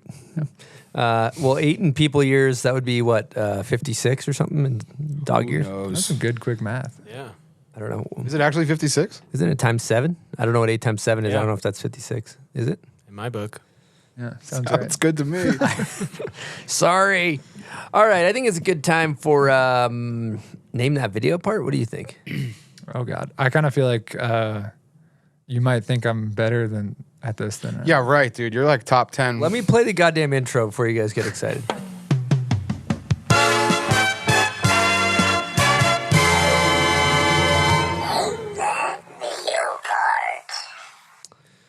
Okay, Ted, 0 through 10. Confidence level. I'll go 10. Love that. But I do think I'm going to just kind of like soften the blow in case I get this wrong. My memory is not as good as it used to be. Like a bunch of concussions, a bunch of being fried for a couple of years. Too much weed back in the day. Yeah. So I'm just going to have an asterisk with that 10 that it might go to a 0. What I hear is I already hear excuses. Yeah, that's what I'm doing. Stick with the 10. Yeah, stick with the 10. We did 2 for you. Okay. I was going to go 3, but any rate, see how you do.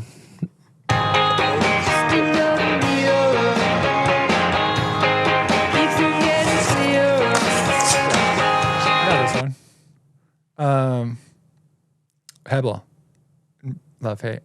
That is correct. Damn, I was Did you know that stumped. one? No, I didn't. That's Nice. embarrassing. Yeah. Nice. I mean, Love Hate was a pretty formative video for us back in the day. That was just Yeah. like, we're kind of figuring out handrail riding, and that was like, this is exactly what it should look like.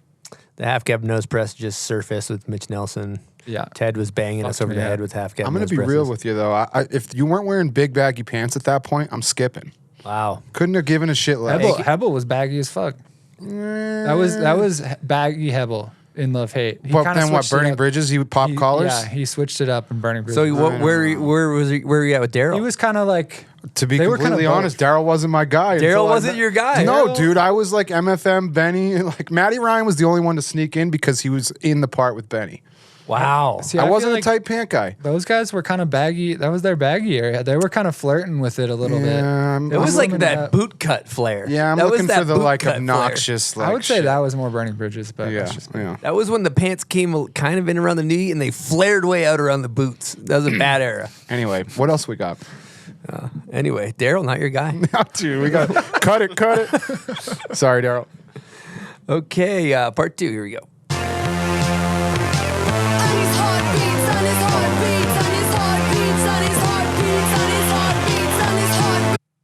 That's Burner and Thunk. Woo! I'm 0 for 2 today. That was a lob. That was a lob, but also like a lob for you, but not everybody knows that one. But that's one of my favorite video part songs of all time. That was a 95-mile-an-hour slider for me. Yeah, Not I'm a chance. right there with you. Yeah. We didn't do the note for Ted. Danny packed this one, so Oh, Danny's slipping. I'll write a note for you. You're supposed to, I'm supposed to put a heartfult note in these things. yeah. Jesus. Me and Danny will take the blame for that one. Yeah, You'll we get passed a the real buck one. off. It's never my fault. It's always the employees. You got yourself a bomb hole Yeti carry-all. I think loaded to the gills. Yeah, you about to truly use this earned thing. that. Yeah, I'm gonna use this thing. Truly earned tomorrow. that. Have you ever given someone 2? Is this the first time? There's been a couple. We've done a like, couple threes. 2s. We've done a couple 3s. They, Yeah. Okay. they only get them if you come on the show. Except for I made one. No, I'm not talking prize pack. I'm talking question or like 2 songs. Oh, we've done we all did right, like 3 or all right. 4. Joke's on me. Joke's on me. Jesus, Keep get going, it keep rolling, together. keep rolling. But I've only given these to people that come on the show, so, except for I did trade one of them for some motorcycle parts to my buddy John. Other than that, he's the only one that's got one that hasn't been on the show. All right. Okay, but I digress. This is for the listeners. If you know the song and the video part, comment on the photo of Ted on Instagram. And Holden Barth will select our winner, our fearless leader, HB. Barth Vader.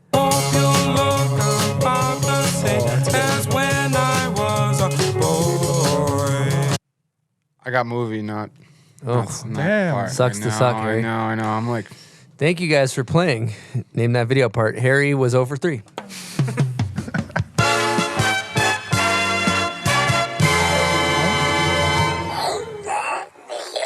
I'm a little surprised you didn't have Hebel. Yeah, that was a lob town. I mean, dude, call it what it is. It took me a second to think of it. Maybe it was remnants of the smelling salt in my brain, but I wanted to say Cooley first thing, and then I was like, no, it's definitely not Cooley. I have a question. You've been filming with the new gen. Where are we at with ABDs? Already been done tricks on spots these days. Good one. You know, I think that most of the new gen just doesn't hit the same spots. I don't think they're going back to the old spots as much. So I don't think that they have necessarily like all the knowledge. They might like phone a friend, or like maybe the filmer should know, which in my case, I'll be like, yeah, that was done. Or like, I'm sure someone like Harry or like Shane Charlebois or like a lot of the filmers probably know, and they're helping the kids. But I don't think the kids care, but I don't think they're going to the same spots that have been hit. They got to find something for themselves. Dwags, you got a take on this? I don't even know where to begin. Well, what about backcountry shit? So, People don't give a shit about ABDs in the backcountry. Long Why? format show. You can talk about whatever you want. You know what I mean? Well, first off, it's so hard to even remember. Like, you're supposed to remember every single trick that's been done on every spot. I don't got that. Notable ones, for sure. Yeah, I think you got to respect the notable ones Yeah, for sure. I mean, yeah. you should. I think you got to respect all of them, all the ABDs. Yeah, If you no, do for something- sure. Who had the best take recently? Ben Balak had the best take. What did he say about it? He was just like, yeah, you can do an ABD. I'm just not going to appreciate it. Yeah. I think the only person that suffers is the person that does the ABD, because you're like you just don't like if I know the trick and I know that somebody's done it before, I don't care about the trick. Yeah, if you want to settle for mediocrity or something that someone else has already done, then go for it. Damn. Facts. We had one. Those are facts. And this just plays into my answer, but we had one a couple of years ago where like Sam hit something and he battled for a while in the rain. And then like 2 hours later, it was like, oh, Derek did that in house call. And we're like, fuck. And it was like 2 years before. Like it was not something super old. It was our friend. Our friend made, it was like all the evidence was there as to like we should have known this. We're just idiots. I don't know. And sometimes you what'd got you do with the it's an honest mistake. Stuck in a sometimes. hard drive. Stuck on a hard drive. Yeah, They're yeah. right where it should be. Yeah. I agree. And especially if you find out after the fact, and then you're just like, well, fuck, that was a wasted day, I guess. Well, can we go to the backcountry thing? Like, what's our vibe on that? We've talked about it on the show quite a bit. The take that I'm with is I think that you're limited, maybe trick wise, on certain, like take mine shaft jump. for example, here in Utah, right? A lot of that jump's the same every year. That thing ain't cheap. People talk about jumps blowing in differently. Yeah. That thing's the fucking same every year. Yeah. It's two piles of, mining tails with a gap in the middle. Like Chad's Gap, Pyramid Gap, all the heavy hitting gaps. Like, don't do ABDs on things that fill in the same every year. But I do like the different grab kind of flies. Like, because I do feel like a front nine melon is a different trick than a front nine nose. Like if you dip it differently. Is anybody with me on this, or am I on? What about front nine melon or front nine indie compared to front nine mute or something? Ooh, that's getting to the average viewer. That's getting the gray same area. Shit to it's me. All, it's all dependable on who's doing it, how they're doing it, the way that they're doing it. I just think it's funny though that there's leniency in backcountry, but there's not in the streets. I think there's even leniency in the streets too. If you're gonna do something the same trick but drastically different in a different way, like maybe you're hitting it from a different spot or hitting it longer, I don't know, faster.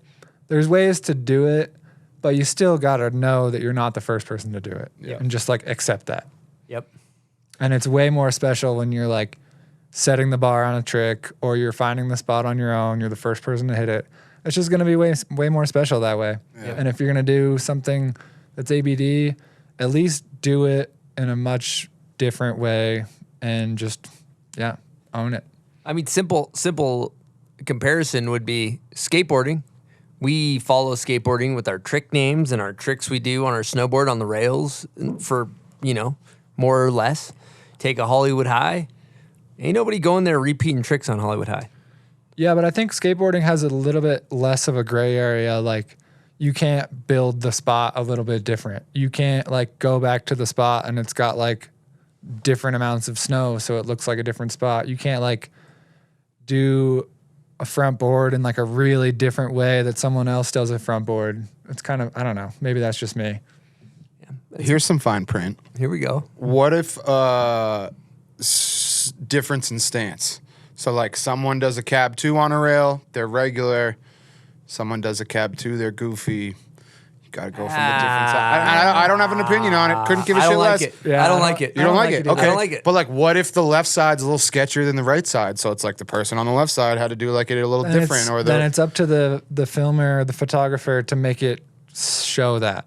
Okay. I would say. Yeah. I don't know. You got to do your extra credit to really separate it. Or like someone nose press the spot, but it was a backside nose press. Someone comes in, does a frontside nose press. How do we feel? Same trick. It's kind of the same thing, and it's also just kind of the same thing where you're just like, you just got to realize that you're not doing anything that original. Yeah.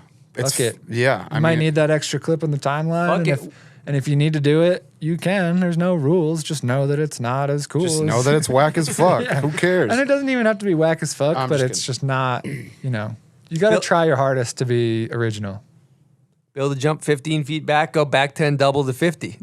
You know what I mean? Don't get me started on those fucking jumps to rail, dude.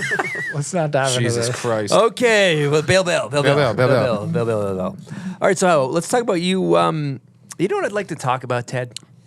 I feel like Jesse Burtner's had a big influence on your life, on who you are as a person, as well as snowboarding. Seems like when you found Think Tank, you kind of found your home. You found your place in the snowboard film world.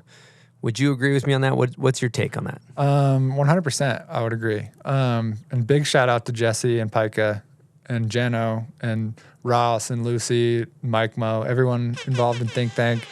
When I first saw Thunk, I think I saw the teaser first and was like, this looks cool. And then I got the video and I was like, yeah, this is the shit. It's like so much more relatable for me. Just as far as like, I've always liked stuff that's like a little bit different than everyone else, a little bit more creative. And I was just like, I can relate to this. It's not necessarily like the biggest pros or the craziest tricks that quote unquote, like the standard, like progressive tricks, but it's like using your brain in order to progress, which I thought was really cool. And just, I don't know. I think it was similar to like seeing Scott ride Mount Snow for the first time. I was like, this guy's different. He's really exciting to watch. And a lot of people in Think Tank were different and really exciting to watch. It was just like a whole video through this where everyone's it's like a think tank where everyone's coming up with ideas, but it's a snowboard video and they're all working together and they're all just like, yes, that was cool. You can like pick out most clips and be like, that was cool. Or at least like that was different. And I just really related to that. And I started riding for LibTech during the leak year. I got a couple boards, and then that next year, Jesse had asked me to film for Think Tank, and I was just like, yeah, let's do this. And that kind of helped me get on LibTech more. I felt like that was like the perfect crew for me to get into. Like Scott was already my friend. Granger was already my friend. Beresford was already my friend. I was living on their couch. I was living in Club Boya. I just like couldn't afford rent, but they just like Club Boya, let me move. They let me move into the couch to film that video part, and I just like was able to just skirt by all winter, just hanging out with the friends, and it was an incredible year. But yeah, Bertner was huge in that. He took me on my first like international trips. Kind of like I kind of already knew how to film and like do tricks, but he definitely helped me like hone in on making an idea come into fruition. And then just like hanging out with them in Seattle, they would be like, oh, let's go, like, all right, we got a little break. Like, let's go walk to the record store and just go listen to music. And I would just be like, that is sick. And they just really opened up like my brain into like thinking of new things and just like getting into new things. And then that all would circle back to snowboarding like somehow. And I was just like, yeah, they were big role models. Still are. Yeah, very like they're like really inclusive and welcoming too. There's no cliquey weird shit at Think Tank ever, which is an issue in snowboarding. I think about the fact too of the conceptualization of all the videos. You know, I would hear from Scott or Beresford or you or whatever, but we went to our meeting before we're making, you know, right brain, left brain, and we talked about the concept of the video. Like you start the video at the beginning of the year with a concept, and you execute that concept throughout the winter. And if you look at all of the series of Think Tank videos, they're all conceptualized. Mm-hmm. And to take it a step further, like you yourself seemed like you were big on conceptualization and almost like themes of like what direction you wanted to take your part each year. I mean, I think a lot of that was actually attributed to Think Tank. I always knew that I wanted to film snowboarding and like could film tricks. And I was just like, okay, what can I do for myself that's the best thing at this spot? And then Think Tank really like honed in that idea. Like my first video with them was Ransack Rebellion. The theme of that was we're going to go to the spot and like ransack the spot. Like we're going to termite this spot. That's a Think Tank term where you just like nothing there that could be snowboarded on is left unsnowboarded on. And that was kind of like a really big moment for me, I guess, because I was just like learning how to just get clips. Like I could get clips on anything. And I still think I can do that to this day. And I can like just teaching other people how to do that. I can always come up, like anyone that I film with now, they probably get annoyed by me because I'm just like, you can get a spot on that or that or that or that. And Think Tank was a huge thing of just like opening up the mind just to be like, what's possible? What could you do right now? Almost to like a detrimental point because you would just end up with like a lot of footage that some of it you're like, it didn't turn out that good, but whatever, I got it. We got a question from Jesse Bertner. Here we go. What's up, Bombhole? Ted Borland, my G. So stoked to hear this. My question is, you made a kind of second career out of going sideways through skate-stopped rails or just any sort of non-slidable material. And I know you have some tricks of the trade that you're holding up your sleeve, and I think the world needs to hear from one of the true students of the game on how to do this. Let them know. Love you, buddy. Bye. Yeah. So of all my years filming for Think Tank, I would just be constantly coming up with ideas for clips. And then one year, I kind of dabbled with it the year before in methods of prediction. This is like, wow. So every year we have the Bonezone, which we can maybe get into later. But we had a lot of logs at the Bonezone. And it was pretty fun to figure out like what's possible on those, especially like going sideways. That kind of adds another element to it, I think. And getting surgical on the twigs, so to speak. Yeah, just kind of like really being precise with like board movements on different features. And then one year, I've always searched for a lot of spots, especially in Utah, and I just realized that like everything's knobbed, or like a lot of like the good spots are just like knobbed, and you're just like, well, shit. But also you can just be like, well, fuck it. Like I'm just gonna also hit those, and where can we take it from there? Like people have gotten knob clips before, but like they haven't taken it as far as it can go. And I kind of had one spot the year before where I like accidentally was sliding sideways through some knobs, and Forrest had kind of done a couple of people have done like accidental knob sideways tricks, and maybe they're a little bit on purpose, but like they flirted with it. So it was kind of an idea, and I was just like, we can push this further. It kind of eliminates me having to find a lot of new spots. And I just kind of started hitting them, and I was basically just like, what's the worst that can happen? You're going to catch your edge and fly forward. Like, that can be bad because it's kind of aggressive when you do that. But you know how to not do that is just don't fall forward. Like, literally just go and just have control, but just like lean back as far as you can. And you can pretty much make it through most things as long as you're kind of lifting up your edge and not catching it whatsoever. What's the worst that could happen? Shit. There's that clip of you catching on the cab too, where you catch so bad. I got so bad on a couple. And I went through, I actually didn't go through as many boards as you would think. So the trick of the trade, what are the tricks of the trade? Don't catch your edge. Literally, like I would just be like, don't fucking do it. Like just lean as far back, as far uphill into the rail as you can. And then I kind of tried to push it as far as I could. I like really wanted to do a down, flat, down, sideways. And I did a down flat in Minnesota. And that was a pretty good one. That was a scary one. Just because the kink kind of adds a whole new level of like knob navigation. I still think there's plenty of room for knob tricks. And it's just like to the person, say your uncle at a dinner table, if you're professional snowboarder, amateur snowboarder, you're trying to explain to your family like what kind of things you're hitting. If they see a rail with knobs and you're going on it, you're like, oh, you're not supposed to be doing that. So I just thought it added like a whole other element of like a fuck you to the person that says fuck you for snowboarding on it. I don't know. It was pretty fun. The concept, the quote, actually Ian Boll brought this up talking on the phone with him yesterday, but he said limitations breed creativity. And I think that's like a perfect example. You're like, I'm going to stay in Salt Lake. We're limited because all the spots are knobbed. I'm going to get creative. Yeah. I'm going to slide the knobbed spots. Yeah. That was pretty fun. I also had a lot of fun taking off knobs on a couple spots. I was going to ask about that, but I didn't know if it was a valid question, if we wanted to blank it out, what the deal was. Yeah, I don't care. There was one spot where I hit it knobbed and then took the knobs off and then got a bunch more tricks on it. There was a period. Alleged long down bar? Yeah. Yeah.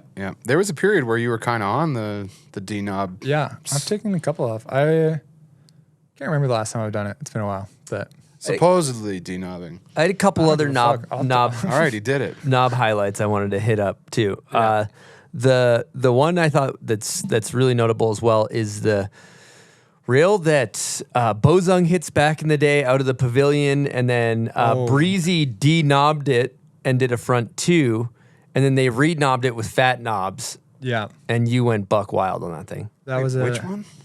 Out of the pavilion. Lindsay Gardens, right? Yep. Oh, yep. Yeah. I went to that one. And those things were kind of honkers. I don't know what I was thinking on that one, but I was just like, oh, it's like a 10 stair, like a 12 stair rail. If I really catch, like it would probably be aggressive, but at least you're not falling like that far. And then I don't remember what I had done before that, but I was pretty confident on like a board slide through it.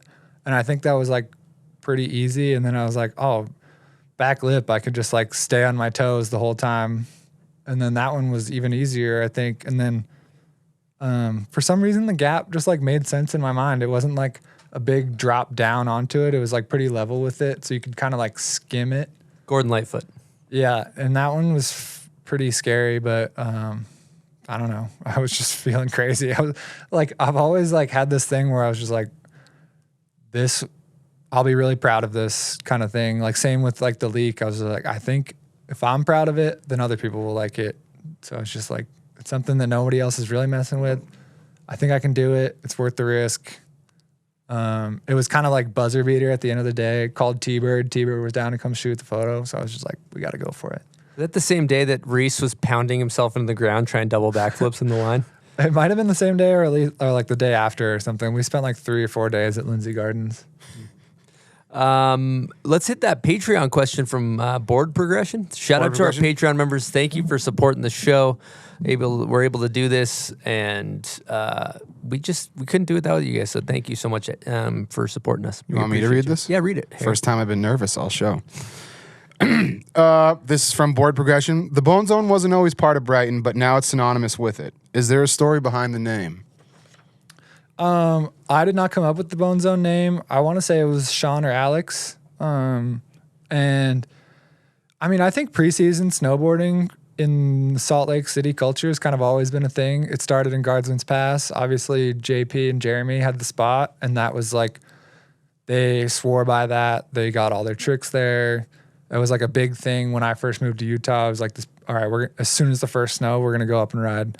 And that was awesome. We found this one little zone. I think there was just like a bunch of bones there. Someone brought up a rail. Probably Alex brought up a rail. And Zane Miller's rail. Oh, no, this is pre-Zane's rail. Oh, Zane had like a nice like fab dep rail. Yep. And I think before that, there was like this super sketchy flat bar that someone brought up. But yeah, Bonezone just kind of stuck. I believe there was another Bonezone in Colorado, but we were just like, whatever. And then we were just making edits. Like Eddie was filming up there. And then pretty much every year we would go set up a zone. And then at some point it gets taken down by the cops or like by whoever. And then the next year we go to a new spot. And we would just kind of keep going up the hill. Zane Miller brought up a rail. And that was a really nice down rail that we kind of all like learned a lot of tricks on. Like a lot of the up and comers in Salt Lake would just, if you weren't cool enough to go to, or like pro enough to go to the spot, you would just go to the Bonezone. And we kind of kept it pretty tight there too, but yeah, it just kind of was a spot. Everyone worked on it. We'd move it every year. The few years before we moved to Brighton, we were in this one zone in Guardsman's and it got like super out of hand. Like we had that was when I was there, yeah. Yeah, and it was a little bit further of a hike, but it was like this awesome zone. It had like 3 different sections to it. There was probably 40 or 50 features, a bunch of logs. There was 2 houses. There was 2 fire pits. We would camp up there sometimes. Kink rails, down rails. That kinker. Yeah, that was insane. And then we kind of just started Scott made Bonezone the movie, and then every year after that, we kind of all made Bonezone the movie, like 2 or 3 or 4. We did that one when we lived together. Yeah. Yeah. And then we made Bonezone 2012 was the last like big year where like a bunch of people just came to town to film for this Bonezone movie. And it was pretty exciting because it was like preseason. Nothing else was coming out. Energy is high. That's like, in my time, one of the best times of the year is the preseason. People are just hyped. And if you're putting out footage that's really good, the internet's hyped. And then you're hyped. You're like, oh, I'm going to go get these clips. It's going to be sick. And then that got shut down. We kind of don't really know the story. We kind of just like showed up one day. This is in 2013. We kind of like, we're like, all right, how are we going to top last year? We kind of start filming whatever. And then we kind of like get wind that like there's heat on us or something for like the cops or like other like rival crews, like people that are pissed at Bonezone. Maybe they didn't get the invite in because we weren't like anyone can come. It was kind of like you had to know somebody to go there. No skiers. Yeah, there was Definitely a pretty heavy no skiers rule. That was never really my sentiment. I mean, my whole family skis. My brother was a sponsored skier. But the Bonezone was a pretty strict like no skier zone, and I don't think people were happy about that. So anyways, whatever. We hear the cops are there. We kind of like are like, oh shit. Like maybe we clean up our shit. Maybe we move some stuff around. The next day we show up, everything's in half. All the rails are cut. All the logs are cut. Everything's just like broken. There's like a few like stragglers and we're up there and it's just like such a like dismal time, which is really funny to think about now, but it's just like, damn, this place that we like built up over a couple of years is just like in flames essentially. And we were like working on a video and we're just like, fuck it, let's just like film a couple more clips and then just like move on. We kind of just did that. And we took a year off after that just because it was an emotional time losing the Bonezone and Guardsmen. And then I think Alex and I were just like, damn, we kind of missed this. Jared Winkler had hit us up. Jared has run Brighton for a long time. He was like, oh, what if we did like something here? And we kind of just like led to talking about moving the Bonezone to Brighton, just like having a preseason zone. And it was just like pretty sick, honestly. Like shout out to Jared for doing that. He was really the only person. Wrong drop. Wrong one. Yeah. Big air horn for Jared Winkler on allowing the Bonezone to come to Brighton, because that is something that I don't think any resort in their right mind would ever want to do. Be like, hey, let's have a free preseason park that's not ran by like any of our employees. It's ran by like pro snowboarders. Yeah. And they're just out there with chainsaws, like cutting down trees, building logs that people are going to get fucked up on. And we're just like, everyone come. We were just like, yeah, we'll allow skiers. Like anyone can come. This is not going to be like a private thing at Brighton. This is going to be like, we're going to help Brighton out. Brighton's going to help us out. And it was awesome because we would be up there building in the fall, like cutting down logs, like building shit. And the cops from Big Cottonwood Canyon would be coming up to Brighton and being like, what the fuck are you guys doing now? Like, you guys are doing this here? Like, I thought we got rid of you guys, basically. And Jared would always be talking shit. And then I remember one time Randy came out to like stop an argument. Randy is the owner of Brighton. Oh, I thought you meant Randy Van Nerden. No, Randy is the big boss of Brighton. And the cops came up to him and were like, I can't believe you guys are letting these kids do this shit. And he was just like, how about you not tell me how to run my resort? And just like got in the cop's face. And I was just like, let's fucking go. No way. I never heard that story. Yeah, that was pretty incredible. And then, yeah, they did technically make Alex and I employees. We did work park crew at Brighton, so it was like a pretty easy, like just keep us in the system kind of thing. So we were like covered that way, but we were like, do you guys want to sell tickets for this? Like, do you guys want to have like people fill out liability forms? And they're just like, nah, whatever. Like, if the resort's not open, people are kind of on their own accord. So like, just don't do anything too crazy and just know you're on your own if you get hurt. But, yeah, it was pretty incredible. They just were like, yeah, go nuts. Any trees you see that are dead, cut it down if you want. And that's unreal. And Alex's dad, he like owns a chainsaw store. Small engine repair shop. Small engine repair store. Yeah. For me, it was a chainsaw store because Alex was just like, my dad's got chainsaws. And Alex just gave me a chainsaw and was like, figure it out. And I just literally like taught myself how to use a chainsaw, cutting down trees to make logs. And I remember one time, I did not know what I'm doing. I did not grow up with engine knowledge. I'm really bad at fixing anything like that or like learning in general, but I was just winging it. And I remember one time I like posted a clip on Instagram or something of me cutting down a tree, and Johnny Brady, who is a firefighter and cuts down trees all the time with chainsaws, like called me and was like, Jesus, dude, like you gotta do this way. And he was like, you were so sketchy with that thing. And then after that I was like, oh, okay. Kind of got my shit together. Oh, I said the chaps. Oh, I said safety. Yeah. Learned how to actually like cut down proper trees. Kind of did Brighton a favor because there was a lot of like beetle infested trees up there. So Jared was like, yeah, it's helping us. And then we had the 6 zone on Explorer chair, which is like the beginner zone. And then we kind of had like a sneaky rail on the side, 32 rail, and the change that tape rail. And then we kind of moved it up the hill a little bit and then moved it over to Millie where it is now. And now it's just like shit show. Free for all. Yeah. And Jeff Hulse came in as just like a volunteer. Like Alex and I were doing most of every building. We would always have homies come up and help. Like I'm sure you guys were there a bunch. A lot of people just came up, were like, yeah, we're down for the cause. That's kind of how the Bonezone originated anyways.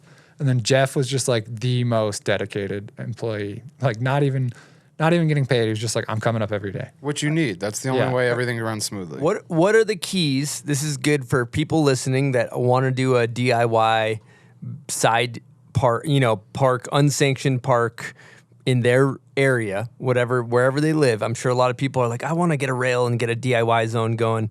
And then people catch wind of it. A lot of people start showing up. What are the keys to being invited to the sesh? What are the do's and don'ts? I mean, I think the main thing is just realizing that these things don't just build themselves, especially if it's not like a sanctioned like mountain or terrain park. Like there's not a park crew specifically.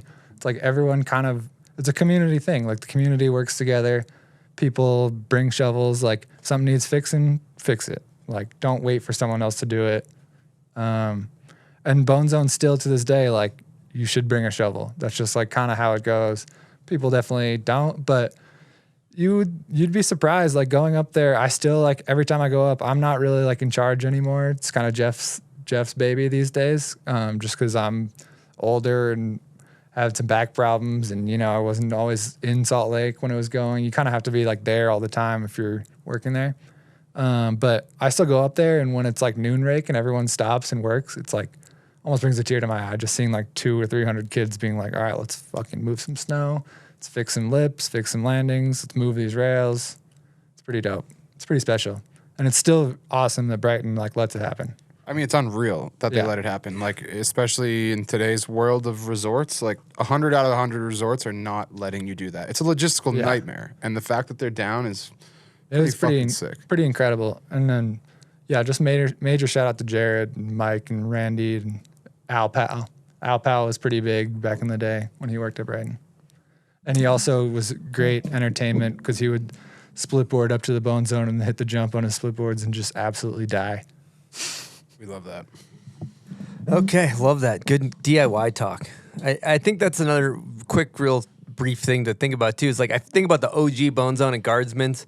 Like people would show up and they wouldn't bring a shovel, and they'd be like, "What the fuck? I can't ride." And you're like, "No, leave." But I think about also if you were to flip it and look at it from like our perspectives, you're like, you've been up there cutting logs, building all these features all fall. We get up there early, shovel, stack all the snow up. I'm welding rails, spending my own money to spending 2 days in a shop, welding a rail, putting it in the trailer, dragging it for a friggin' mile up a hill to put it there and like all of those things. And then, so it's like the unsanctioned stuff, just it doesn't, like you said, it doesn't build itself. Like showing up and shoveling and contribute. Contribute.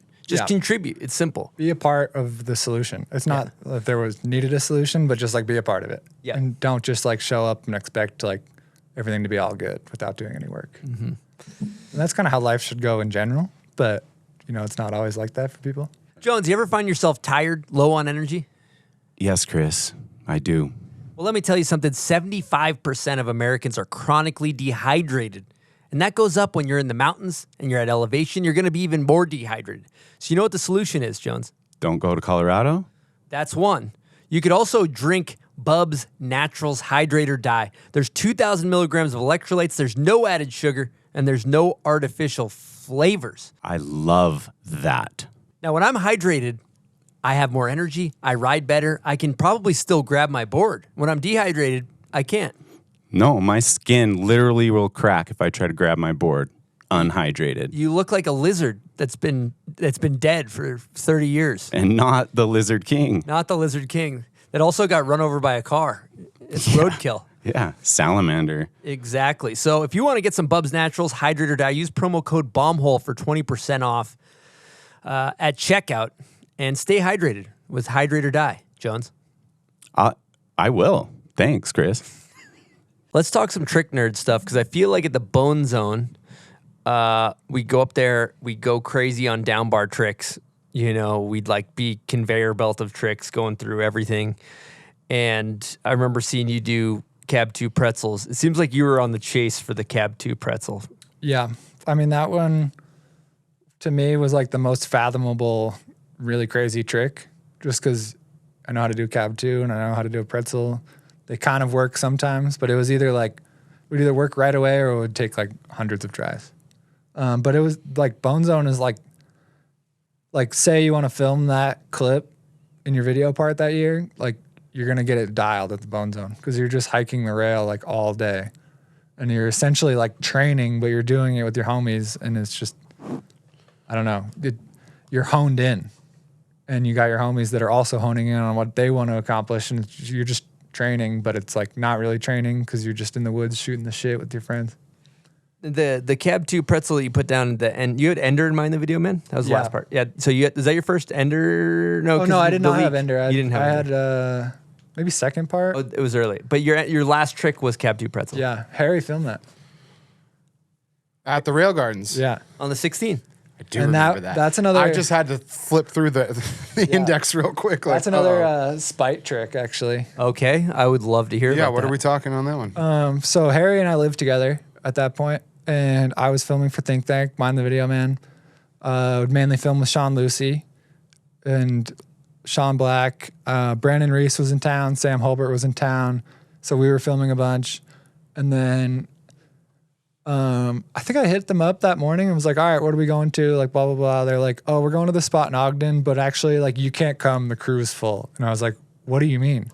Like, yeah, Alex is coming with us today. Like, the crew's full. And I was just like, Alex isn't in the video. Like, I'm in the video. Like, yeah, he's our homie, but like, why can't I come? And they kind of just like gave me a bunch of reasons. And I don't know, maybe I was probably pretty fried too. So I was probably difficult at the moment, but I was just like, fuck that. I'm going to go get a clip. And then Harry was down to go to Rail Gardens. I think I had that trick in mind, but I was just like, I'm just going to wing this on the 16.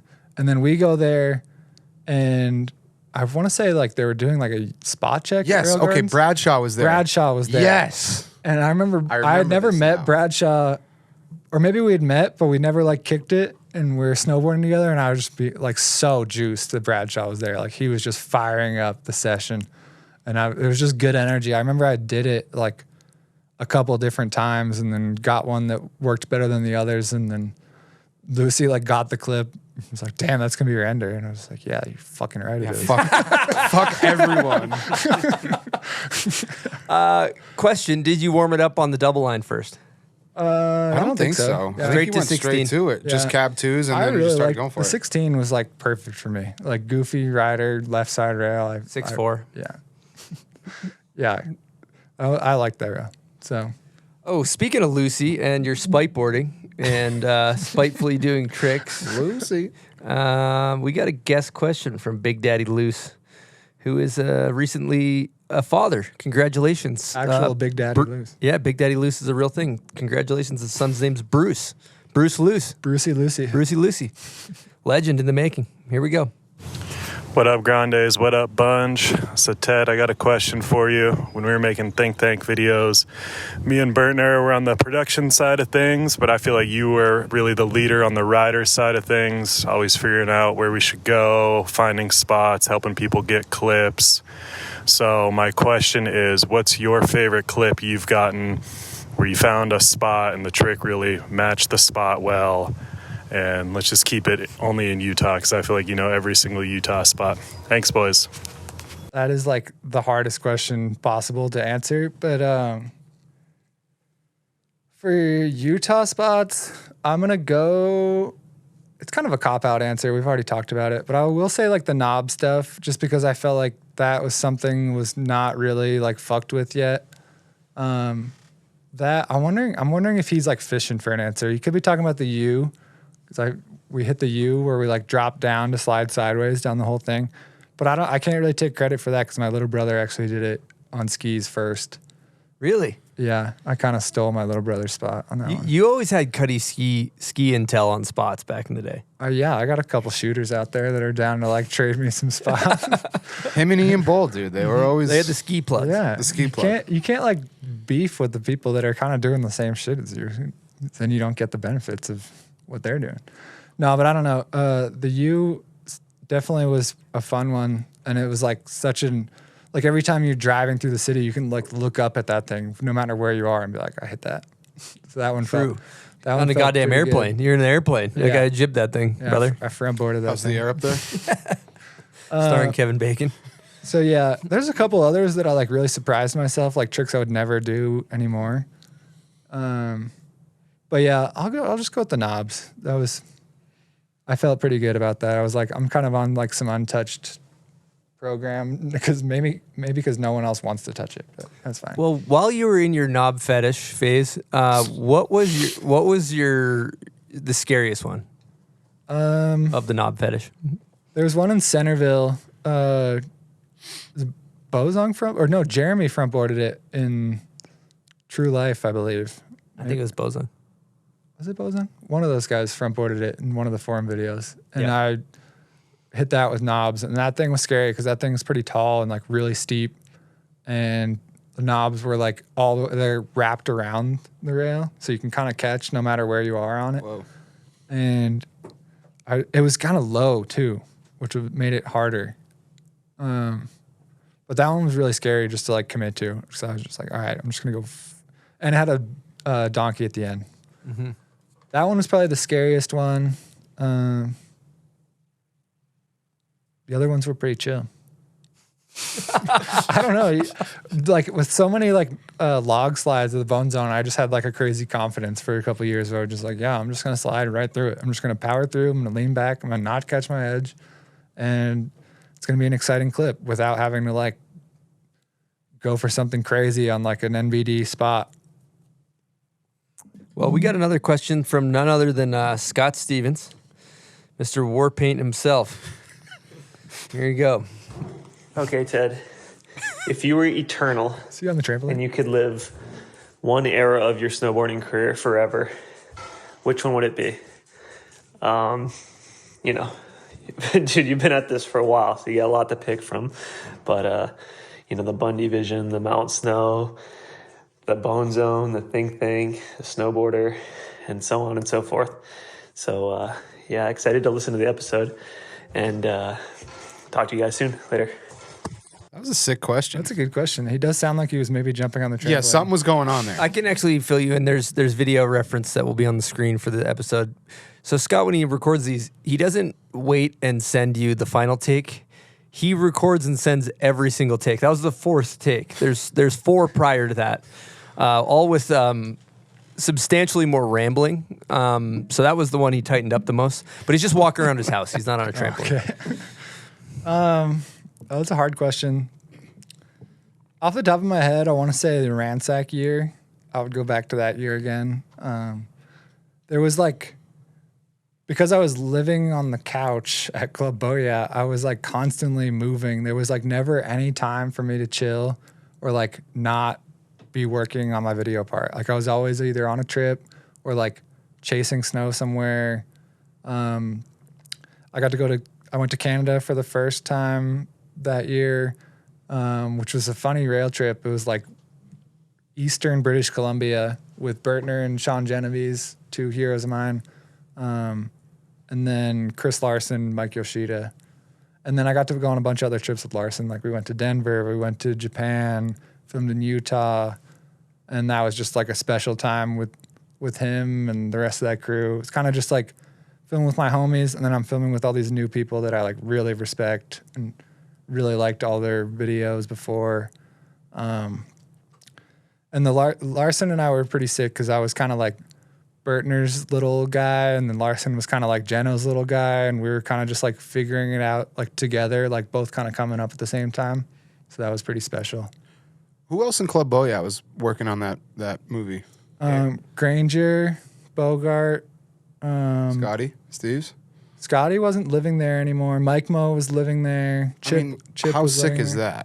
that? Like everyone's working on the same shit. You're living together. And then like, Bodie was there too, and Bodie was filming for Absinthe. Yeah. And there was a second where Bodie was trying to get me into Absinthe the same year, and I was kind of like, whoa, buddy. Like, that's a little crazy. Yeah. I definitely don't have like the support. Absinthe, like the buy-in to that movie was like really crazy. And I remember the same week, actually, Zach Leach was the Mervyn team manager at the time, was like, all right, do you want to film for Think Tank or do you want to film for Absinthe? Like, we can't get you into Absinthe alone, but like call some sponsors and see if they can like pony up some dough. Yeah. And I was cold calling all these other companies that I like kind of wrote for, being like, hey, you don't know me, but I might be filming for either Absinthe or Think Tank. Can I have like a travel budget and like a contract and all this other stuff? I remember I cold called Oren Tanzer he was at Quicksilver at the time. He actually put me on, which was pretty sick. Dope. Nowhere near the funding to film for Absinthe or for Think Tank, but it still worked. So shout out to Oren for the cold call. But yeah, that house was insane. Club Boya. It was just like a house full of people filming video parts, kind of all like dirt bags. Some people making money off snowboarding, some people not making any. I think they were paying like maybe $200 each a month rent, and I was just helping with utilities when I could. What a special time. And we were just like partying like every night. Couple notable things from Club Boya. Granger's formative years cooking. Oh yeah. That's when Granger really sharpened the skills. Yep. Yeah. It was crazy. He'd just be watching like the cooking channel like 24 hours a day. Like literally like the TV would be on for 24 hours at a time on cooking shows. And he would just here's what's happening. It up. How many slappies? You go over there. That was moles were popular back then. Yeah, That's yeah. glad that era is over. I mean, they took it from the moles to the straight slappy, Yep. which is even worse. Just straight tobacco bomb. You walk over Club Boya. There's a bunch of people sitting staring at a blank screen, blank blue screen, smoking tobacco out of a bong, and a lot of weed too.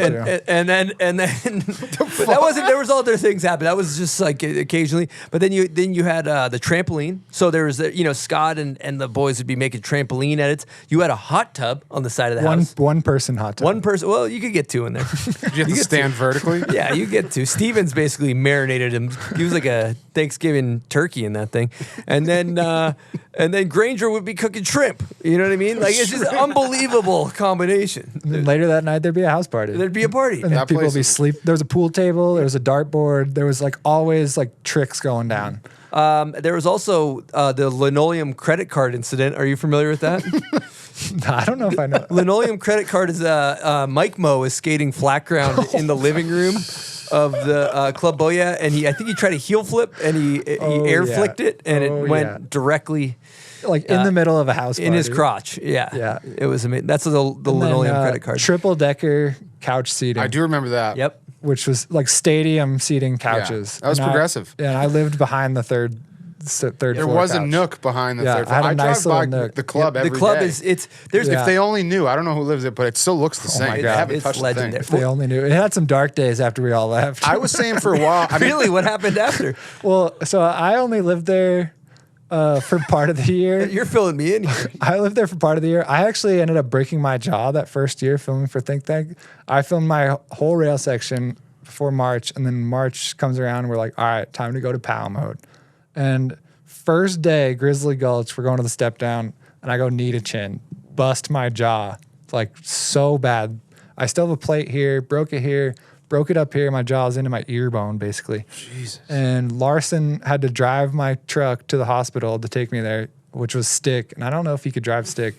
But anyways, so I get back from the hospital, and my mom's like, will you please not go back to that house? She's like, I can't have your jaw wired shut and just like people offering you beer and like weed and all this other stuff. And I was like, all right. So I went and lived with my uncle who lived in Salt Lake. I remember that. And then, so I never really went back to Club Boya. People kind of started moving out. I think Chip moved out. Bodie moved out. And it just kind of, Sean Black moved in, Aaron Frere moved in. It kind of got a little wild. I remember. Say no more. Bathroom pop. There was also a potential. I think the P2 heist actually took place at the Club Boya. The great P2 heist. Are you familiar with that? Maybe the best story of all time. You got to jog my memory. The P2 heist is basically, Mike Mo and Scott spent a lot of time filming together. And Scott went out all day filming snowboarding or skateboarding, don't remember what it was. And Scott was hounding him Mike Mo to upload the clips. Well, Mike Mo wasn't beat around the bush. Scott broke into his room, took the P2 cards out of the camera, uploaded them onto his computer, put the P2 cards back in the camera, didn't tell Mike Mo. But there's a situation with the HVX that when you plug it into a computer to upload the footage, it shows if the footage has been uploaded. It's like a little color code or Yeah, something. exactly. So Mike Mo knew that there had been a heist, and Stevens went on his own accord, edited the footage, but that's the situation we refer to as the great P2 heist. I love that. I actually don't remember that. Yeah, that was, good times. Yeah, if you ever get Scott on, we're going to need... moles. Oh, yeah. Shrimp. Yeah, the club was crazy. Had some good times, had some bad times. There was some times there. God have mercy on that house's soul. I was going to, at one point, we were saying it would be so funny, like when the blog was still up, like go over and just like put a little sticky note on the door, and it's like vimeo.com/Club Boya, and it would just be like, imagine that, just like, and then just leave it, and you get a sticky note, and it's like all the videos from the crib. Like, Clubboya.blogspot.com. Those were some funny days too. I did a lot of the Blogspot stuff, and we had like profiles for everybody, and I would like link funny things to the profiles. I remember for Bogarts, I just linked a blank blue screen for 10 hours on YouTube. oh, fuck. Bogey had the basement. That was his. That's what he occupied. And it was named. It's actually named after Bogart. Because Bogart had Boya as a nickname, and then Club Boya just evolved. Oh, Too good. Good times. What about, what's an iconic moment for you in your career was when you got the surprised with the pro model, the box knife, you and Reese at the same time. Yeah, that was pretty awesome. That was the year after, or maybe it was the same year that I'd filmed Pepper. I don't think Pepper had come out yet, but it's the same year. That was kind of like just a really big moment. I mean, that was like a dream come true for sure. When you grow up, you're like, I want to have a pro model snowboard. And for a while, I was like getting pretty old. Don't know if it's gonna happen. Not really like cracking into like the upper echelon of pro snowboarding. And it was during I think it was like maybe Bertner's week at High Cascade. He was doing like an event with kids where they like had to draw graphics, and he was like, "Oh, you guys got to come and just like draw some random boards." And we started drawing them, and I remember mine was like awful. It was like so bad. Like Reese is an incredible artist. He's like a little kid drawing. His was pretty like interesting. Mine was just like bad, I remember. And they were like, "Oh, like let's see everybody's drawings." Like show all the kids. They're like pretty sick. Reese's is like weird and very Reese style. Mine is just like terrible.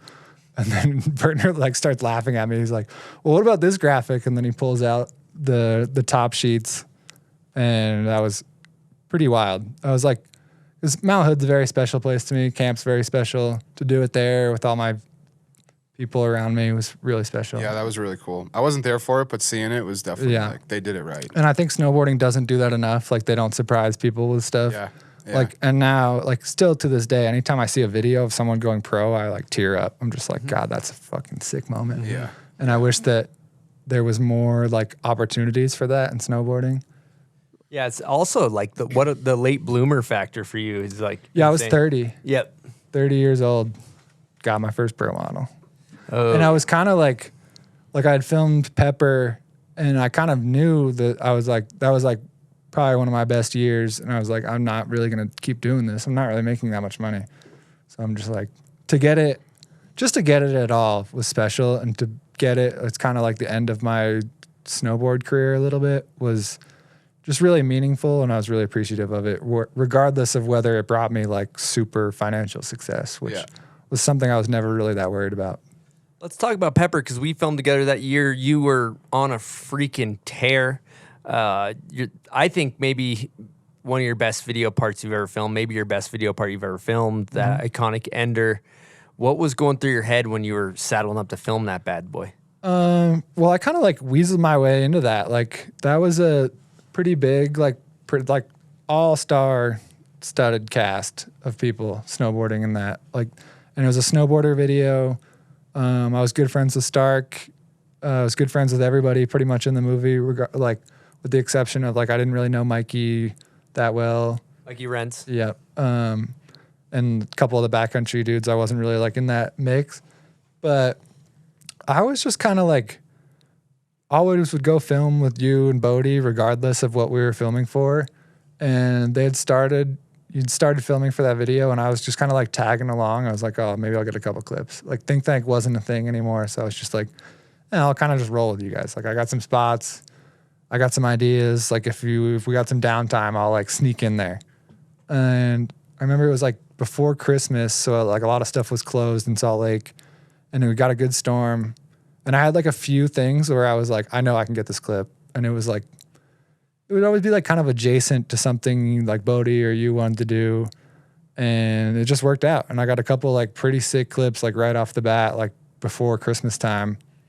And then there was like, oh, maybe I could like kind of weasel my way in. Maybe LibTech will sponsor me and blah, blah, blah. And then that kind of just happened. And then, I don't know, I just kind of, I was feeling really good on my snowboard that year. And I was like, I'm not really like supposed to be here. So I'm just going to take as much advantage of it as I can. Was there any spite in that one? We've talked about spite a couple times. Cause like, great question, Harry. For me, like you had the leak part, and then right after the leak, you were Think Tank for what? Like 5 or 6 years. 6 years. Yeah. And so I feel like seeing you in a different crew, like it almost like you changed your approach on like spots or something, because it was a different Ted. And to me, it was like cool to see, because like you said, he went fucking off in that one. So it was, I don't know. It was just like, I feel like maybe there was something that switched. I mean, in you or something. Whether it was just the cast of people you were with, or like, I think it was a lot to do with like the cast of people and like really trying to like live up to like that crazy level of snowboarding, which I knew that I could do, but I knew that I had to do it in like a little craftier of a way. Yeah. Like I'm not gonna like jump off a roof and do something nearly as crazy as like Bodie or Chris or Worm or Ozzy is gonna do. But Think Tank just like taught me so many different ways to get a clip. And I kind of was like, all right, I had a lot of stuff in Think Tank where I was like, yeah, that was a clip, but I was like kind of whatever. And then there would be some stuff where I was like super proud of it. And for this, I was like, all right, I'm not filming 40 something tricks for this part. I'm filming 15 to 20 as good as I can do. I'm going to really use my brain to try and get things that I know will go like really hard. It's basically like using the Think Tank Premiere Cheers thing. It was just like every single clip, I need to make sure someone's going to be super hyped on this clip. Yeah. And for some reason, like everything came like pretty easily that year. I think the whole crew was really helpful with everyone getting clips, and I would just come up with a different idea that kind of would work out pretty easily. I don't really know. And then it was nice because there was, I don't know, it's a weird way to bring it up. Everyone's super close, but there was kind of a lot of like ego drama that year, and I was kind of like staying away from it, and Stark was like right in the middle of it. And when that was going on, I'd kind of be off over here, and I would like kind of look at John and be like, I got an idea. And he'd be like, let's fucking do it. He'd be like, anything to get me away from like what the rest of the crew like wants to go try. Like this seems crazy. Like they're all yelling at each other. Yeah. And I was kind of like a neutral party. Like I can get a clip whenever you need.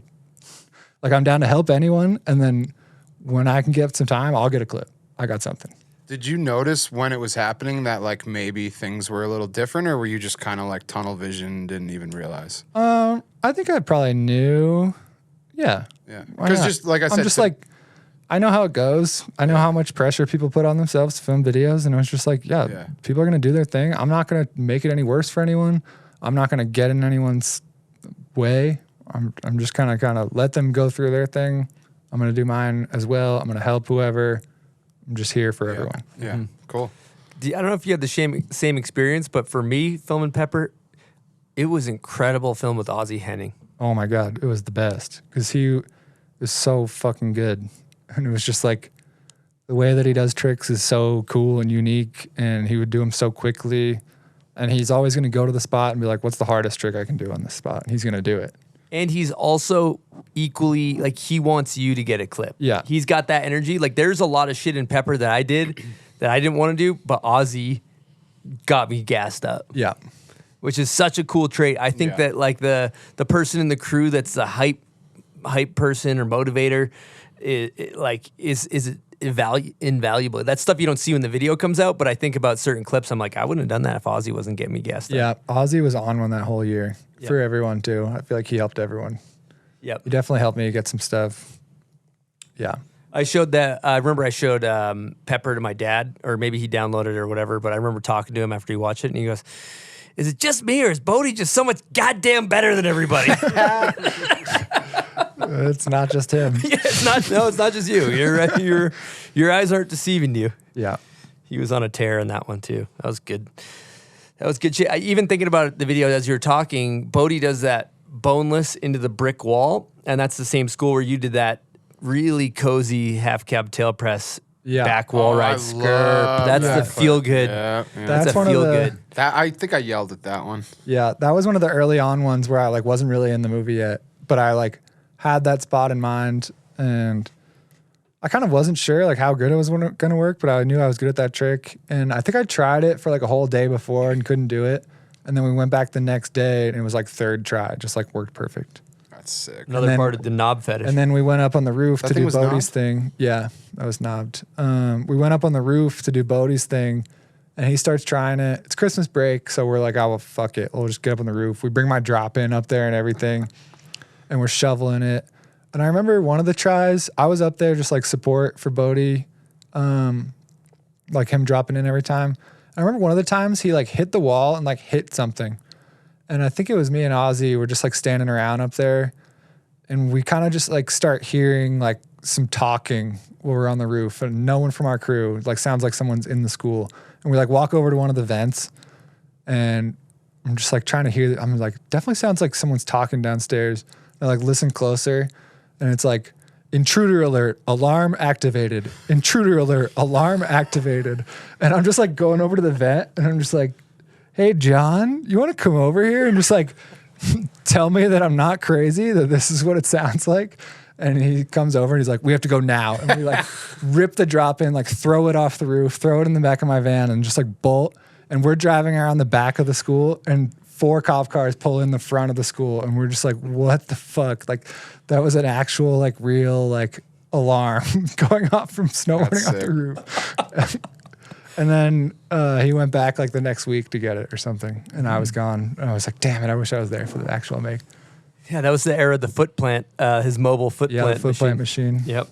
A lot of one-hoofers. But yeah, Pepper was awesome. I was really proud of that year for sure. Because I was like, okay, I can like be in Think Tank, but can I like hang with like the big dogs kind of? That's how it felt. That video was great. John did a great job editing it. Yeah, we need to get that one online, honestly. Yeah, I feel like that one I'm super proud of as well, and like the whole crew and the whole video. And yeah, I think it didn't get seen. It's kind of hard to watch. Is it just rotting in iTunes right now? Yes, it is rotting. That is exactly what we it's need doing. to pull everything out of iTunes. Yeah. Fucking, I have the master hard drive because John was so worked after he was done with that movie that he was just like, offed it. Take this from me. I don't want to see this thing ever again. That's a little dramatic. But. Okay, we got a guest question from our boy, Brandon Reese. We've been talking about him a lot. You know, I'm just going to preface this. I did tell him to keep it under 30 seconds. He did not follow instructions. So let's saddle up for a long one here if I can find it. Let's see. Reese. I didn't put it in the fucking machine. Oh, man. Pivot. I can... You know what? I'm just going to take the liberty of, sorry, this is on brand. We're a junk show. What he was asking, basically, sorry, Reese. Thank you for taking the time to do that question. I dropped the ball on that. We had 8 guest questions, record level of them. He was asking, basically, when you guys were filming for Think Tank, you guys at one point went to your mom's house and there was 13 people sleeping on the ground. Oh, my God. Getting clips. He remembers it as one of the best times of his life. And he wanted you to talk about that trip. He also wanted you to talk about how one day you went and hung out with the good old boys back from your hometown, and you were a little dinged up.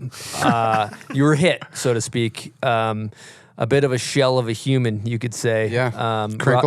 Crinkled, buckled, pickled, destroyed, disheveled, absolute train wreck, so to speak. So we would love to hear you describe this experience. Yeah. I'll try and paint a really quick picture of like how I grew up. So this is in the woods, Western Massachusetts, basically Vermont, basically New Hampshire, but Massachusetts. My mom worked at a private boarding school as a teacher. And this is like a school where like, it's pretty fancy. It's like college prep school. People pay a lot of money to send their kids there. My brother and I got to go for free. And my mom started working there because that would give us like a really good education. My parents were given staff housing, which is like this old, like built in the 1800s cottage style New England house on the side of campus. And it's like pretty old. It's not a very big house. I would say maybe like 1,000 square feet at this point. And I would always go back there after living in Utah for a lot of years and just like go, like if it snowed, I would like bring a couple people and be like, I got a bunch of spots in New England. We could stay at my parents' house. And then this year was the year that New England got like 3 feet of snow, like in 2015. Yeah, it was Snowmaggedon.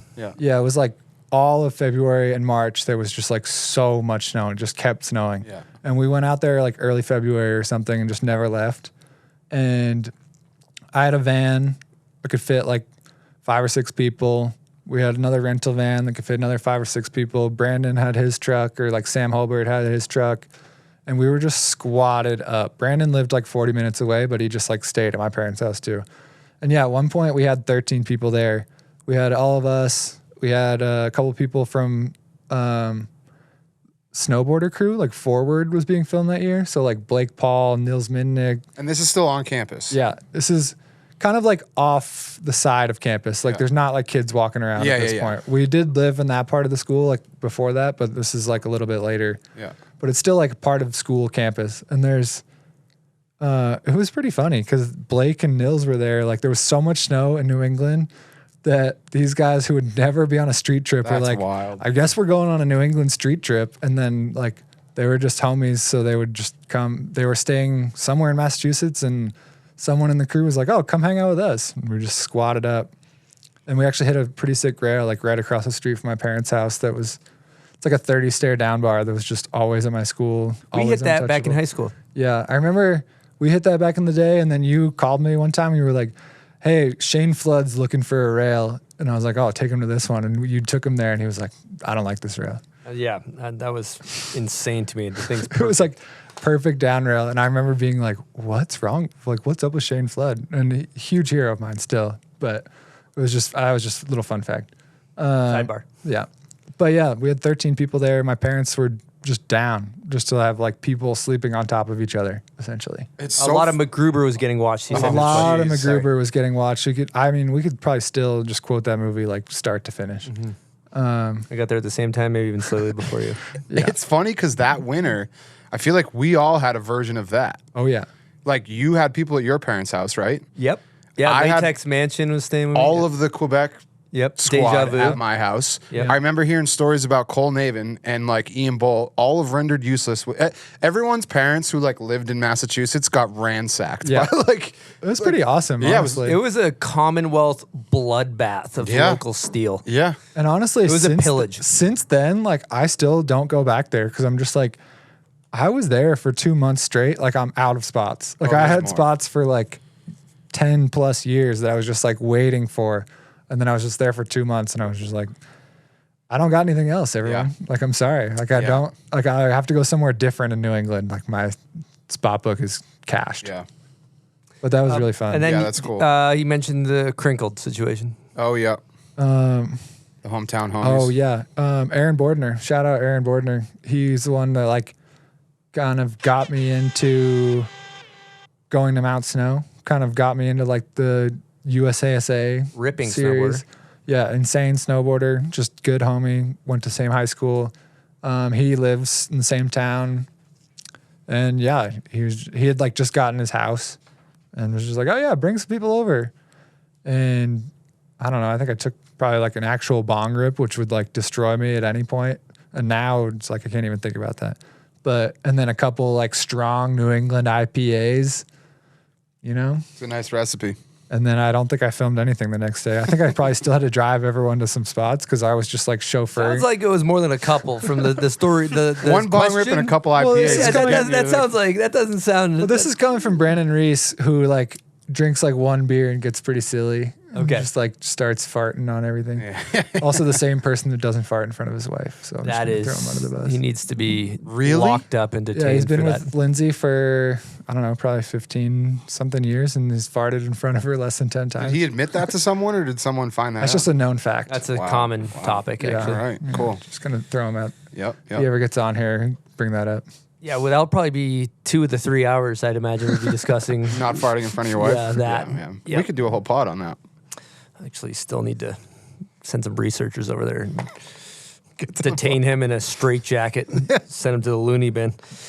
I love that. You were talking about your spot book. I love the search for the spot. We always talk about, you know, some people are Google Maps, Google Earth nerds. You always had an analog book back in the day, right? Yeah. I think when I was younger, I would like take pictures on my computer and like print them out with like notes and shit. And That's yeah, sick. you got to have the spot book. Especially, there was one year where I had it, and Bertner actually like stole it and then like copied a bunch of shit, like filmed it and put it in my video part. But I had like a key of like little symbols that would mean certain things, and I would just like list the spot and then like a bunch of little symbols that only made sense to me. Cryptic. Yeah, and I think maybe the key was in there at some point, but. Yeah, I would always have a spot book. I still have like a crazy amount of spots. And I try and anyone that I'm filming with, they're like, I don't know, I'm just like, here you go. Here's everything. And then it's pretty overwhelming at this point. I feel bad for anyone that gets it. I remember thinking I had spots, and then I met you and Ian, and I was like, I don't have spots. Yeah. Like, these guys are fucked. Spot gods. Yeah. Question. So filming videos, what's your philosophy going into it? Some people are, I have a list of tricks. Bodie's been a trick guy. I've always been a trick guy. You know, where you have a list of specific tricks you want to do, and you have it sounds like you always have a concept. Do you go into it with a plan or throwing shit at a wall? I think I had a mixture of all of it. I would have like a few ideas that I really wanted to touch on, and then it would also be like very in the moment, like what could I get a clip on here? Like I can just come up with something. I'm just like, I don't know, I want to get a clip today. It's like kind of my turn to go. I'm going to get something. It's going to be something that I like, so I'm just going to figure it out. I don't know. Like that. All right, moving right along. We got some more guest questions. You got a Seattle slew of these bad boys. Who haven't we hit yet? We hit Stevens. Oh, we hit Lucy. Oh, we got a Pika question. Oh, we haven't really talked about your transition into filming, but here we go. Hey Ted, Pika here. Okay, you've been behind the camera and in front of the camera as both a filmer and a writer. Can you tell me in what instances you wished you were filming instead of snowboarding, and what times you were snowboarding and wished you were filming? Did I just ask you the same question twice, but in different ways? Okay, thanks. That was incredible. Oh my God, I love Pika. Shout out to the Burners again. I guess there's definitely times of both. I always really, really liked filming other people while I was like still filming a video part. Like I just loved like the whole process of making a snowboard video, like kind of working with a crew, showcasing like the action of snowboarding, filming it in a cool way and kind of like editing it in a cool way as well. I just really liked the whole process. So I would always have a camera, always like get an extra angle or like, I don't know. I was just always down to film. So there was definitely, yeah, that was always a part of it. I can't remember if there was ever like a time where I was snowboarding where I was like, damn, I wish I was a filmer. I don't think so. I would probably say no, but there's definitely times filming where I was just like, damn, if my body would let me, I would do this clip. Or like, because you know you got it. Whereas me, I could be filming something crazy. I'm like, I know I can't do this, but you can. And I definitely like, once I started filming more professionally, I was still like, oh, I could still like, I'd just gotten the pro model basically, and I was like, I could keep it going. Yeah. Fuck it. And then kind of the back pain kind of took over. So I snowboarded much less, but I always missed it. This past year, I actually really tried to film tricks. Did you get any clips? I got some clips. Nice. Nothing crazy, but I was just like, I don't know, we can get into that more later. I just needed Kodak courage. But yeah, there's definitely times where, I don't know, someone that I'm filming is kind of like being a little brat. That happens. Everyone's a brat when they're filming a video part. And I'm just like, I'd get a clip if I was you right now. Like, you little shit. Love that. Well, when I was talking to everybody yesterday, doing some research, everybody was bringing up the van and your commitment to drive 20 hours, 40 hours. Like, oh, we're just going to drive to New York, like you said earlier. The commitment to just being like, okay, we're getting in the car, we're driving. Here we go. Yeah. Load up. You got all your gear, no excuses. Did you have that van in Pepper? Yeah. What was the van era? Well, I had the van for like 3 or 4 years, maybe 5 years even. Okay. But primarily Almanac, methods of prediction, and then definitely had it weather outside as weather, and had it for Pepper too. So what video did you jam the van onto a substantial methods of prediction? Okay, what was that clip? Talk us through that clip. That school is a gem of a school for spots, by the way. It's in Amherst, Massachusetts, which is pretty close to where I grew up. Ooh, giving up the goods. I don't really care. People should go hit it. I hope it still exists. Another fun fact, Dave Marks went to middle school there, and we posted an Instagram while we were hitting another spot at that school. The fuck? And we posted an Instagram like while we were there, because that was like when you just would take the photo on Instagram and just like go live, like didn't matter what you're posting. And it was just like at night, we're like hitting a night spot, and Dave Marks at 11 p.m. calls us. He's like, "You're at my middle school. I just saw your cryptic Instagram post." And he showed up with a bunch of pizzas. He just saw the color of the brick. Legendary. Dave Marks. But then we went back to that school, and there was this big kink rail that I was just like, I wish there was a run-in for this. with a giant hill like above it, so you could get plenty of speed. And I was just like, fuck, it'd be sick to gap up to this thing, but I don't want to have like a massive cheese wedge. And then I was just like, I'll just park my van there. Just like push up a jump next to the van. And it worked so good, actually. I don't know. That was another one that just like came together. Yeah. Which is like the light bulb comes on in the head. I got this van. I bought this van for $1,300. Money well spent. 2-wheel drive. Had a convertible bed in the back that just like electrically went up and down. Yeah.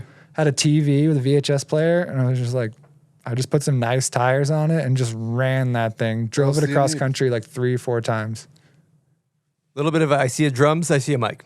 Yeah. Situation. Yeah. It was great. And the van is just like such a staple of like skateboard culture and snowboard culture. You're just like, get in the van. Like, this is the mission. We're getting clips. Yeah. You don't get in the van and not get clips. Yeah. Shouts to the ham van. Yeah. And Big Daddy Loose had his van too. You guys were a van duo. Yeah, we had a double van scenario going for a while. Yeah. It was pretty sick. Classic. Is double that van. the school that Parker went over the thing and then? Yeah. Okay. Yeah.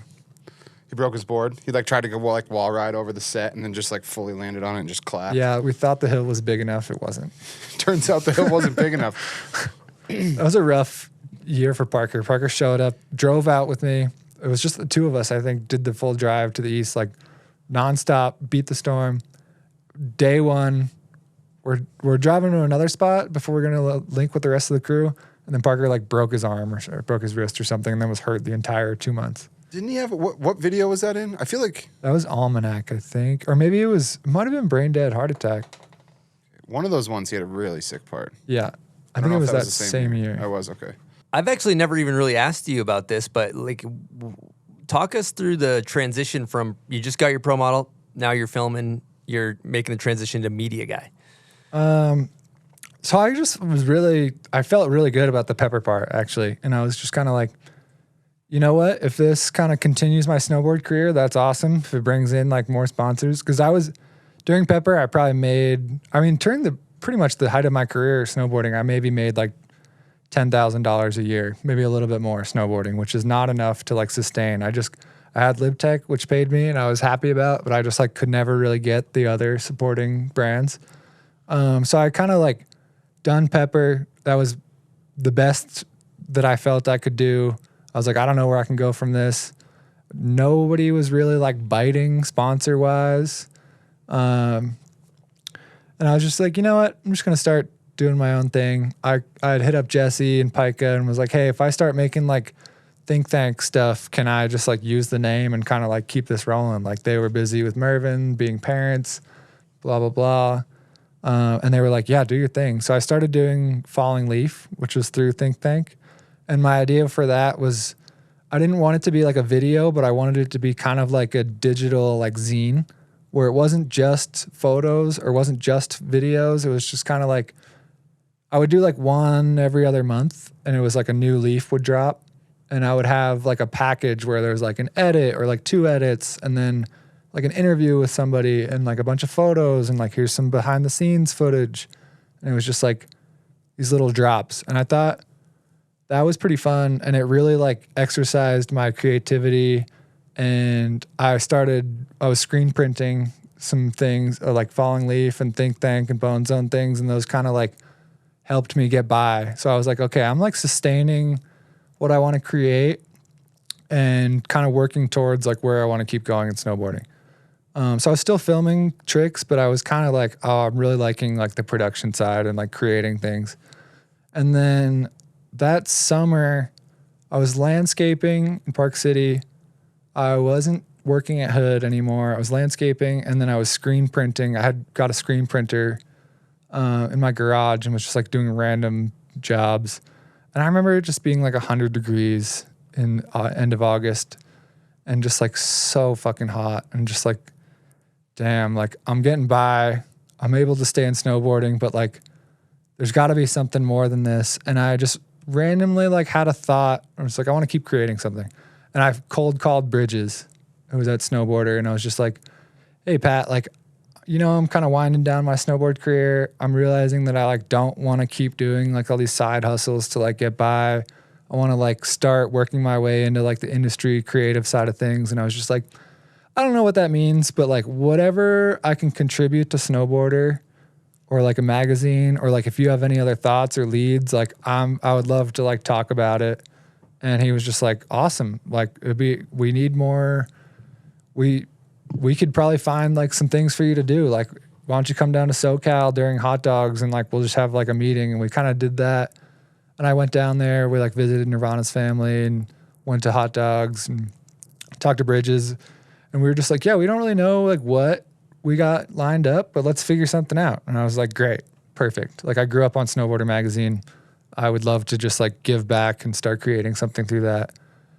And then a couple months go by and I'm like trying to plan a think tank movie. That's another idea. I was like, let's plan an actual one. Let's get some sponsors lined up. Let's get a rider list going.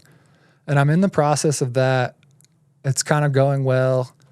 And Bridges just cold calls me one night and is like, hey, do you want to direct the next Snowboarder video? I was just like, what? Like, that is quite the stepping stone from where I'm starting professionally. Like, I've always played with cameras and stuff, but I've never been a professional filmer, let alone directing like a major budget movie.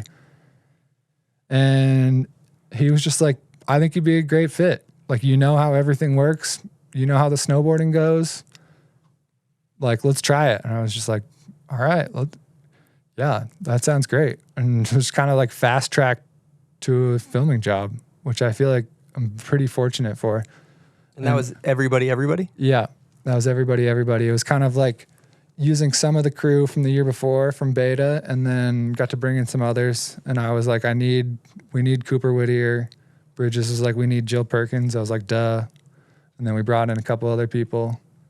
And yeah, that was crazy. That was going from like pretty much just fucking around with my friends, making little stuff, working with Think Tank, helping John Cole Taylor out a little bit, to I'm now in charge of 12 riders and 3 other filmers and coordinating everything, getting music rights for all these songs, working with Pat, working with brands. And it was definitely like a fast track, like learning curve, figuring it all out. And you were in the school. Maybe you didn't realize it for all those years, but like unknowingly you had the pieces to the puzzle. And I think that's what Bridges saw. I was kind of like, you're crazy. This is like a huge thing. And most other filmers, I feel like, have been working their way up to something like remotely close to this, and I'm just waltzing my way in, which feels... But I don't think you were waltz. Like I said, it wasn't a waltz. Yeah, it all led up to it. Well, either way, I'm very fortunate. Shout out to Bridges for that. That was like a major risk for him to take. And I don't know if I actually like can't really watch anything that I've made before, or like, so I haven't watched it pretty recently or in a while. So I'm not really sure how I feel about that one, but I'm really grateful for that experience and getting to work with a lot of those people and seeing where they're at now, like Reed and Benny Milam and Cooper and fucking Jill is like mega pro, like Gabe Ferg, Brandon Davis, like everyone in that video is like top tier now, which is pretty sick to see. Mm-hmm. And it was awesome to like, I mean, Cooper won Rookie of the Year. Jill won, I think, Video Part of the Year. So I'm pretty proud of those. Yeah, for sure. I also wonder, the biggest learning curve seems to me would be footage organization, as you probably are familiar with. Like when you got a couple filmers all giving you like thousands of clips, and you have to take all of those thousands of clips and organize them and put them together and make a movie. How was that learning curve? I mean, that was mainly, I had to make sure I was on top of it. Ryan Finder was one of the other filmers, and God bless Ryan Finder. He was like kind of in charge of the backcountry crew. He was really good. He was also really funny at some of his clip labeling. He would just be like Brandon Davis, like front 7 fucking stomped was one of the labels. And I'd just be like, that's so helpful. I know which one's the best one. Instead of like front 7-1, front 7-2, yeah, because that's how I 7-3. am. I kind of learned like kind of from Stark how to like label clips, which is I feel like kind of the high Cascade old way where it's like pretty stock, like location, trick, or like rider, location, trick, attempt number. Oh yeah. Got your filmer initials at the end. And that's just kind of how I've always been. You do it, Twigs? It's a fucking random pull these days, but yeah. I mean, it definitely taught me a lot about being organized, and then, yeah, the whole video process taught me a lot in general. But even organization, like you'd been doing the Bundy Vision shit, you'd been collecting. Yeah, but that was from a junk show. Yeah, but what better way to learn than a junk show? Yeah, true. Let's talk about what you've done since Everybody, because you've went on to do video mag stuff and then also your most recent projects. Yeah, well, after Everybody, we did Tangle, which is another snowboarder mag video, and that was pretty sick because Desiree came in and she was a really big force in that video. We really wanted to try and make it pretty diverse cast as far as like veterans. Like we didn't want to do like an all AM movie, and we wanted to have as much like guys to girls as we could have. So we kind of split the crew up pretty good, and that was a really good mix of people. We had Desiree, Jill, Nirvana, Jeff Hulse was kind of the glue of the whole thing. And then Dylan Okarowski, Denver Orr, Bodie had a little section, Phil Hansen, and then Paul Osborne was the other filmer. That was that was a pretty fun video until COVID hit, and then kind of started everything going crazy. And then Slush started and started doing stuff there, which was kind of a pretty fun process. I wasn't quite sure if I was going to like be a part of the Slush crew, if I was going to kind of move on and do my own thing. But it did work out. I made a video with Phil Hansen the next year. I kind of helped film Bodie's movie and then helped with Video Mag. And then that kind of transitioned into just like covering all of snowboarding as you would for a magazine, but like for a video. So then it was like, we're doing Video Mag stuff. We're doing event recaps. We're doing travel videos. We're doing Instagram clips. We're doing kind of just like everything. It was just, I don't know. I've always been really drawn to all aspects of snowboarding, and like building Slush from the ground up with the crew was pretty fun, just to like have a hand in every pot kind of video wise, and try to spread like what kind of snowboarding we're showing to lots of different things. Yeah, it's a blank canvas, which is cool. Yeah, and that was pretty cool. I got to do a lot of cool stuff for that. I mean, got to go to Eagle Pass with like the Yes crew, which is like people that I grew up watching like legendary snowboard videos with, and got to go ride in a helicopter and mostly do like fun runs with them, which is pretty insane. And then like travel across the country with two of my good friends, like Jeff and Dylan, just to film in between other things that I had to go do. And it was, I don't know, there was just a lot of cool stuff with Slush. Also taught me a lot of things. And just major shout out to Bridges and Stan and everyone at Slush and Snowboarder, who are just like keeping the magazine culture alive, because there needs to be that kind of thing. And anyone just creating something that you can hold and look at, and that's going to speak to as many people as they can that are within the culture, and try and bring in more people to the culture. Like, super important. I don't know where we would be without magazines. 100%. And then what's your most recent development?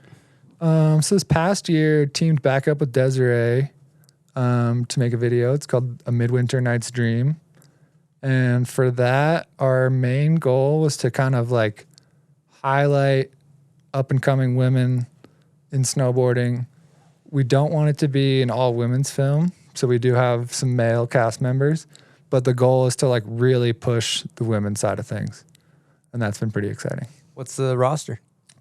So we have Egan Wint, Sierra Forchheimer, Iris Pham, Desiree, and then we've got a couple other guys that have come in and helped out, but Sebastian Picard was a big one. He came on a couple of trips, and he was really helpful with just being down, you know, and he can get clips on anything. He can do something crazy in like 5 tries. And then he also like is able to help people when they're not sure how they should build something, or like what tricks they should try, or like that kind of stuff.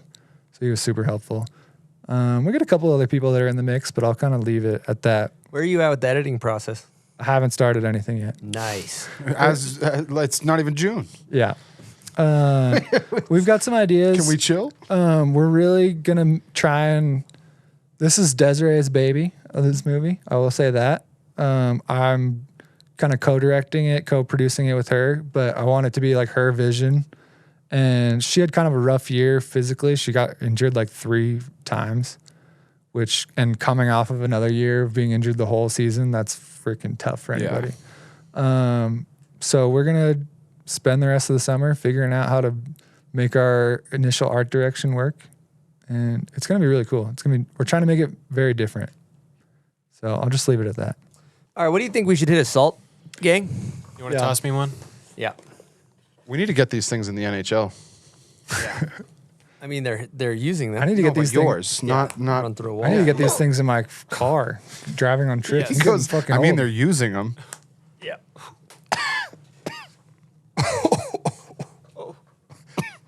You know, I'm getting old in my old age here. Driving is not as easy as it used to I be. know, right? What's up with used that? to be able Come to on, we're not that old. Shit. Yeah, but Dude, I used to do, like- devouring 20-hour drives, right? There we go. I've literally done 21-hour drives straight by myself, like through multiple snowstorms. And now, if I hit like 9 hours, I'm just like, gotta take a nap. 9's brutal. 9 is gnarly. Yeah, that nowadays I'm like 3. I'm like, it's a 4-hour drive. I'm like, Commute to the office. I don't know if I got that. My craziest drive was from Minnesota back to Salt Lake, and I left at 3 a.m. and I got home at 1 a.m. the next day. And it was just like by myself, solo, multiple snowstorms, driving in my van, 2-wheel drive, hitting Wyoming at like 9 p.m. and then a snowstorm the whole state. And I needed some of those at that point. If you're What were you entering doing, Wyoming, Bang energy drink? What are we hitting? Dude, I don't even know. Probably just coffee and probably some. I'm not really like an energy drink guy, but if I'm driving, I'll hit Red Bulls for sure. And then not above it. And then I remember I did that drive because I would only have like 2 days to like hang with Nirvana between the next trip. So I would go back, get like a day or 2 at home, and then immediately drive. I drove to Washington like the next day. And nowadays I'm just like, fuck, driving to Mammoth, gnarly. It's brutal. Brutal. I don't know how we did it. Granger used to get heart palpitations from all the energy drinks. And he had a deep fryer. So at one point he was exclusively eating deep fried food and drinking energy drinks because he was getting the boxes sent to the house or whatever of the energy drinks. Oh yeah. Yeah, then you start getting heart palpitations. Mix in a couple slappies. It's a recipe for disaster. Wouldn't recommend it. You know, every other meal go deep fried.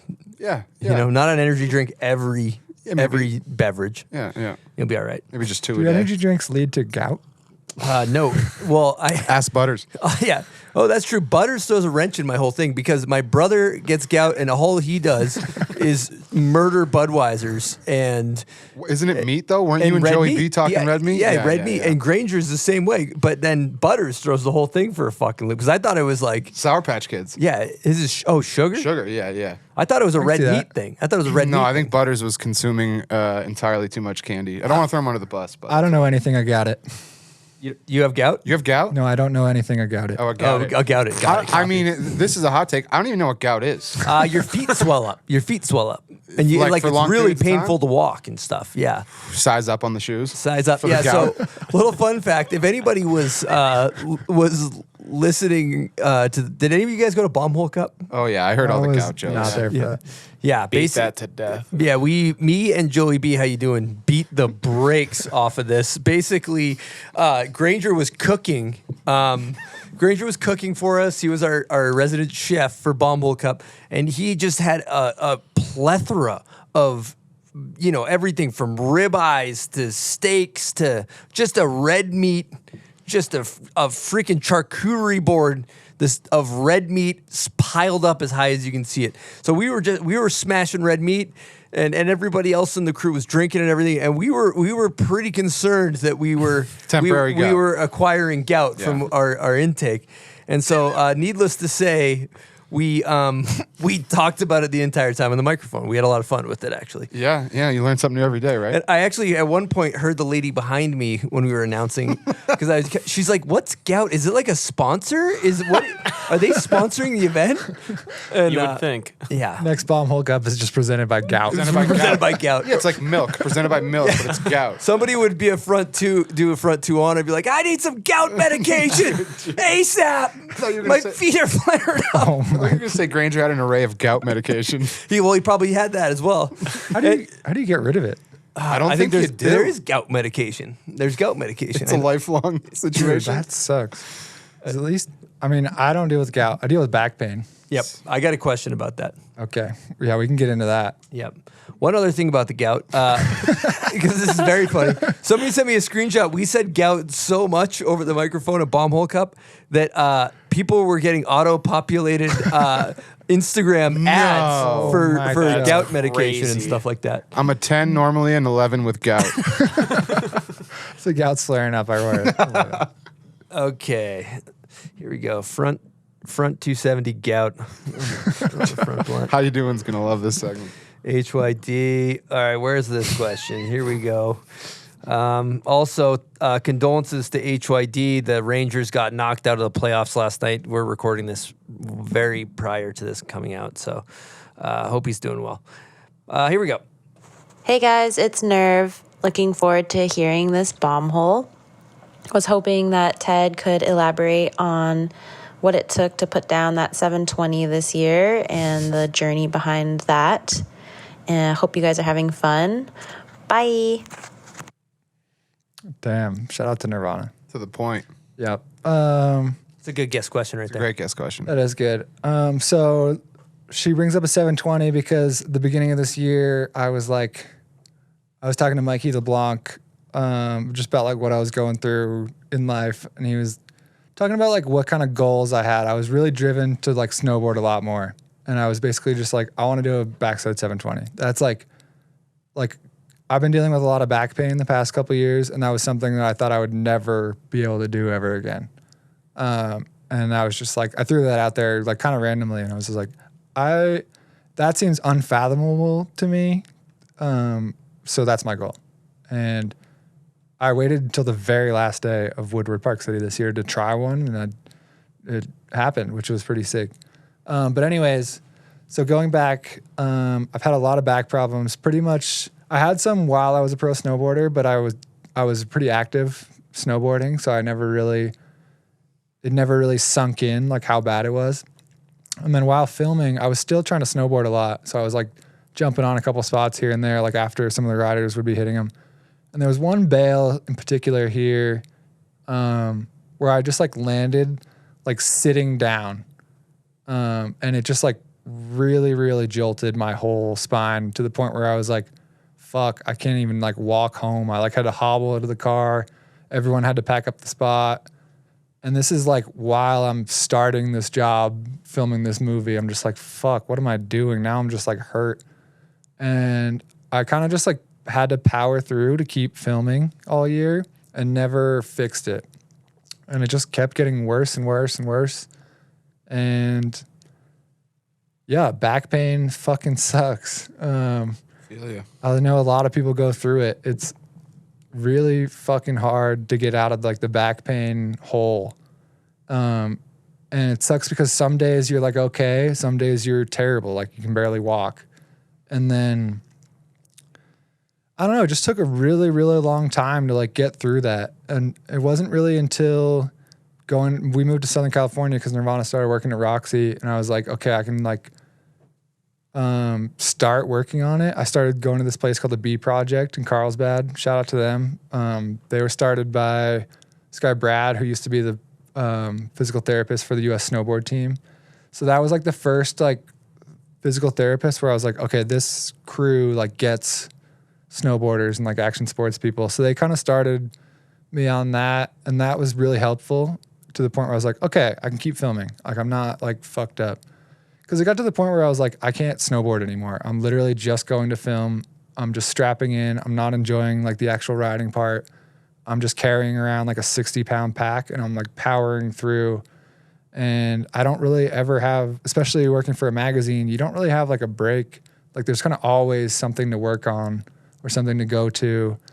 And it just got worse and worse. And to put it into like a little bit of perspective, like a lot of people are like, oh, I got back problems, and everyone kind of says it. I had like a pretty long list of back problems when I like finally got an MRI. I had like 4 bulged discs, 2 pinched nerves, 2 herniated discs, 2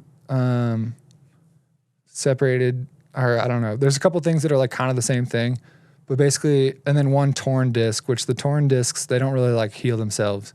Like you can kind of work on everything else. But that was my list. And then arthritis and like all of it. So I had a couple like really bad discs and then a couple like okay ones and then a couple like pretty sketchy ones where I was like, fuck, if I like fall really bad on this torn one and it gets torn worse, I'm just like so fucked. And I just don't want to get back surgery. I wasn't really like a back surgery candidate at that point. But I was just like, dude, I just can't even like do anything. I can barely bend in to strap in or like bend over to strap in.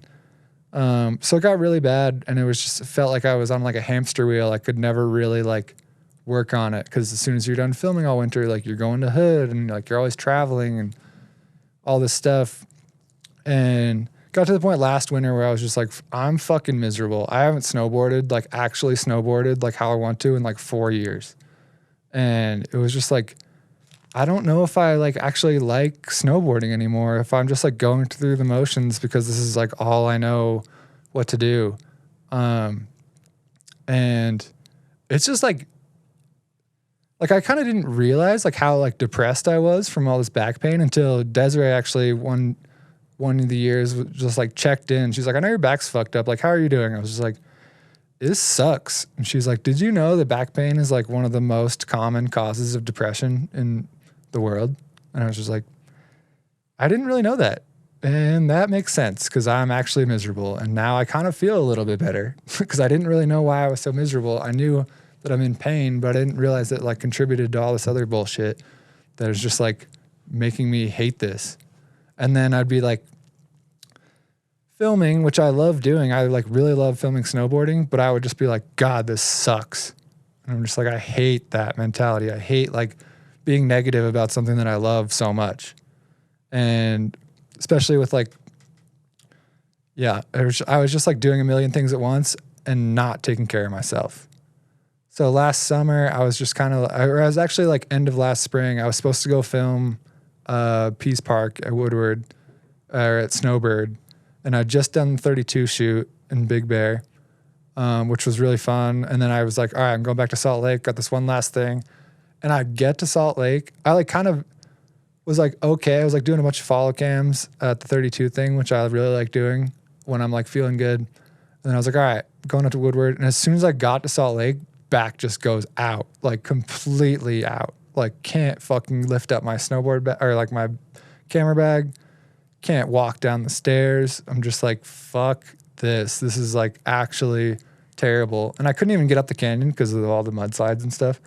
But I was just like, all right, this is like the universe telling me to stop pretty much. So I started trying to I was just like, I used to go to this place in Ogden, but I don't really go there anymore. I called them and I was like, hey, I'm like having a really, really bad like back crisis. Can you get me in? And they were like, oh, we can get you in like a couple weeks. And I was just like, nope, fuck you. And then I called a couple other friends and they sent me to some other places. Went to one chiropractor. He made it so much worse. And I was just like, fuck, now I'm even more miserable. And then went to another place, Vast Chiropractic, Dr. Nate. He did some dry needling. That helped me. He like got me to a point where I could like walk again. I was like, cool, I need to go back to SoCal and do a full reset. It was like everything else is done. I don't care about editing. I called Bridges. I was like, yo, I'm taking like a month to do nothing. I'm not coming to Hood. I'm not doing any of this shit. I need to like fix my back. And he was like, okay, cool. So I went back to SoCal and I started by, I mean, these are all things that I knew I should be doing the whole time, but I just couldn't because I was going through it, all the shit. But I was like, all right, switching the diet. We're going only anti-inflammatory foods, no more sugar, no more bullshit. We're going to go for walks like 5 times a day, just going walking. And I was just like, I need a full fucking reset. So that's where I started. Went back down to SoCal. I couldn't afford B Project because that wasn't through any insurance or anything. And I'm just running off Nirvana's insurance. And that's like, was too expensive. And I was just like, all right, I need to find something where we're covered under insurance. And I found this place called Resolve Chiropractics. Shout out to them. It was $15 every time I went in through insurance. And he was not a snowboarder or anything, but he's not even really a chiropractor. He's not even really, he can do chiropractics. He can do physical therapy. He kind of just like knows a little bit. And was like, okay, you need a full reset. We're going to start you on like the most basic shit. And I just started like doing these movements where you're like, I'm not actually doing anything. And he's like, yeah, you are. You're doing a lot. And I just started from scratch and took it really seriously, took the diet really seriously. I was just resetting my whole body because all the muscles had basically shut off. Like they're just trying to protect like these discs that are super, like your muscles are trying to protect everything. So they'll just like shut off and they just won't do anything. And then your muscles go away. And then that's when you can't walk. And I had to refire everything up by just really small movements and just like really actually do it. And that took like 6 months. And that I got to a point where I could surf again. Surfing was really helpful. That was like kind of my release of like when you can't move, like say you're going snowboarding and you're moving downhill. That's at least like something. But when you're doing that and you're in pain, you're not really getting like the feeling that you want to get when you're going snowboarding. And especially coming from being like a pro snowboarder, like I was going on crazy highs from snowboarding and I couldn't get anything close to that. The closest thing I get to that is filming someone else do that, which is great. I still get clip highs anytime I film a clip of anyone do something cool. But like you got to get your own physical release too. And I just wasn't getting that snowboarding. Surfing kind of allowed me a little bit of that, even though I'm so terrible at surfing. When I can stand up and be on a wave, I'm like, oh yeah, we're fucking moving, people. Like this is the shit. Like even if it hurts to stand up, I'm just like, yes, we're getting somewhere close to that feeling that I would get while I was like trying something crazy on a snowboard. And that was just, I would just like slowly start getting better after doing all the work. And it got to the point where I was like, okay, now I'm not refiring the muscles up anymore. I can go get them stronger. And then in the fall, we're getting closer to winter. I'm like, all right, I'm like feeling pretty good. Like I need to, like I want to snowboard this year. Like I haven't been able to like actually go snowboarding without like being in pain in a really, really long time. And I started talking to Mikey and I was like, all right, I got some goals. I want to do a back 7. And then I was like, you know what? I want to get some fucking clips. Like that's going to really motivate me, whether or not they're like crazy clips or not. If I have this mentality of like, oh, I'm going to go snowboarding and I'm going to get the proof of me trying something, that's going to like be a world of difference. So I kind of had like the clip motivation. And yeah, I mean, I felt really good all year. I like figured out, with Connor at Resolve, he like kind of gave me like a good maintenance program for like the winter. Cause I pretty much went there in December being like, all right, bro, like I've been coming here for a while. I'm about to not come here like for a while. I'm about to be grinding. Like, what do I got to do? Give me like a maintenance program. And he did that. And I just tried to stay on that as much as I could all winter. Try not to not fucking drink a bunch of beers every night. And just like, don't let go of like treating your body right. And yeah, it got to be the last day of the season. And I was like, all right, I got to do this fucking back 7. I don't know what's going to happen. Cause like, there's definitely days where I can't even grab Indy. And that's like how I would do a back 7. I was like, I don't think I've done 720 in like 6 years. And I was just like, but I got to try. I don't know what's going to happen if I bail. I just filmed uninvited for like 3 days. So I wasn't exactly like in peak physical strength. I was kind of like grinding, filming. If you're filming all day, it's like a gnarly grind, no matter what you're doing. If you're just standing there, whatever. So I was like, all right, I'm going to try it. And it just worked. And I was just like, damn, fucking shout out to like the people that taught me how to actually put in the work and just like, don't give up on that. And that was a really good feeling. Like I haven't really had like a clip high like that in like a really fucking long time. And it was, I don't know, it was pretty special. And then I was like, fuck, I don't know if I should even like post this. Do I want to save this for my part that I'm working on? Do I want to like, I don't know. I was like posting a lot of the girls from Uninvited. I was like, I don't really want to just like sprinkle myself in here. And then I posted a couple days later and it kind of went off on the comments.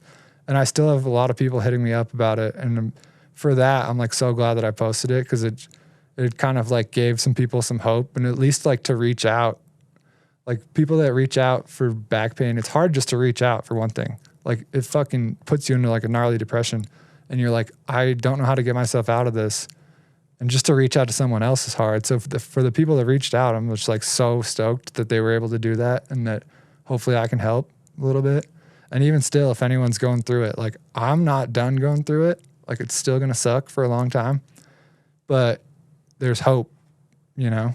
That's the hardest thing is knowing it's so hard to see a light at the end of the tunnel when you're like in that much pain. You're like, fuck everything, fuck everyone. Yeah, it's you're so lashing fucked. out at people. It's like just because you feel that way, you know? It's like, I don't know, instead of hear you like you're not at the end, but you're going towards it. Yeah. And it's like that's a progress. I mean, I think it's a lifelong road, and it's also like, I mean, people should treat themselves well physically, you know? It's like good motivation to that. Like I can't leave the house unless I do like this 20-minute stretching routine. How did you feel the rest of the winter? Good. I mean, luckily, I mean, this is like, it's not luckily because it sucked, but like silver lining of Desiree being hurt is I had some downtime and the other girls were fucking like winning all these contests. So they're busy with that. So I had a little more downtime and I'd be like, cool, I get to go like cruise a resort, no backpack, or like, oh, no one wants to go film a clip like today. There's still a little bit of snow. Like I got a spot.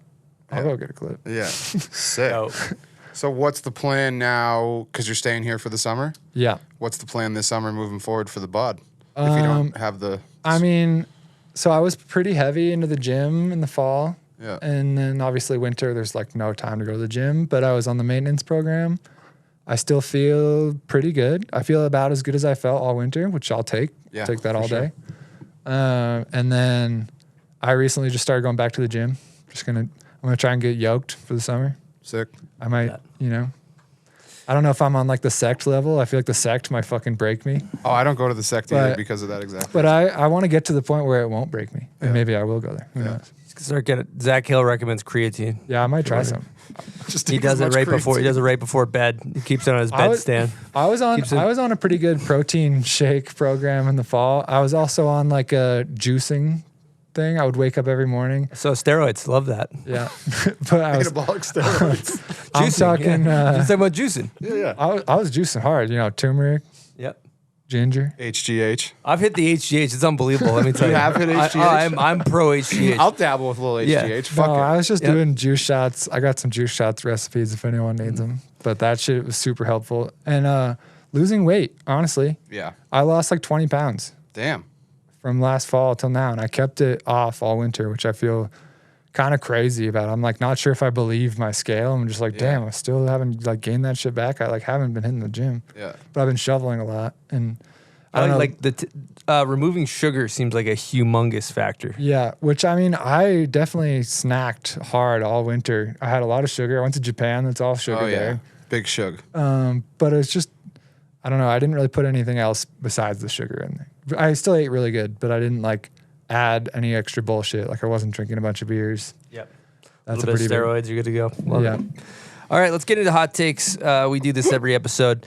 We do, your GOAT. Who is it to you? Your greatest of all time, both male and female. Who you got? I've been thinking a lot about this one. My answers could change by the fucking hour. So I'm going to go like strictly my close group and like how they affected to me coming up. I'm going to go Scott Stevens because he was the first person that I met and saw like doing it, making it, and just like constantly evolving, constantly like coming up with new shit. Like every clip that he does is interesting. He's still doing his own thing. He's like insanely talented. He's a fan favorite.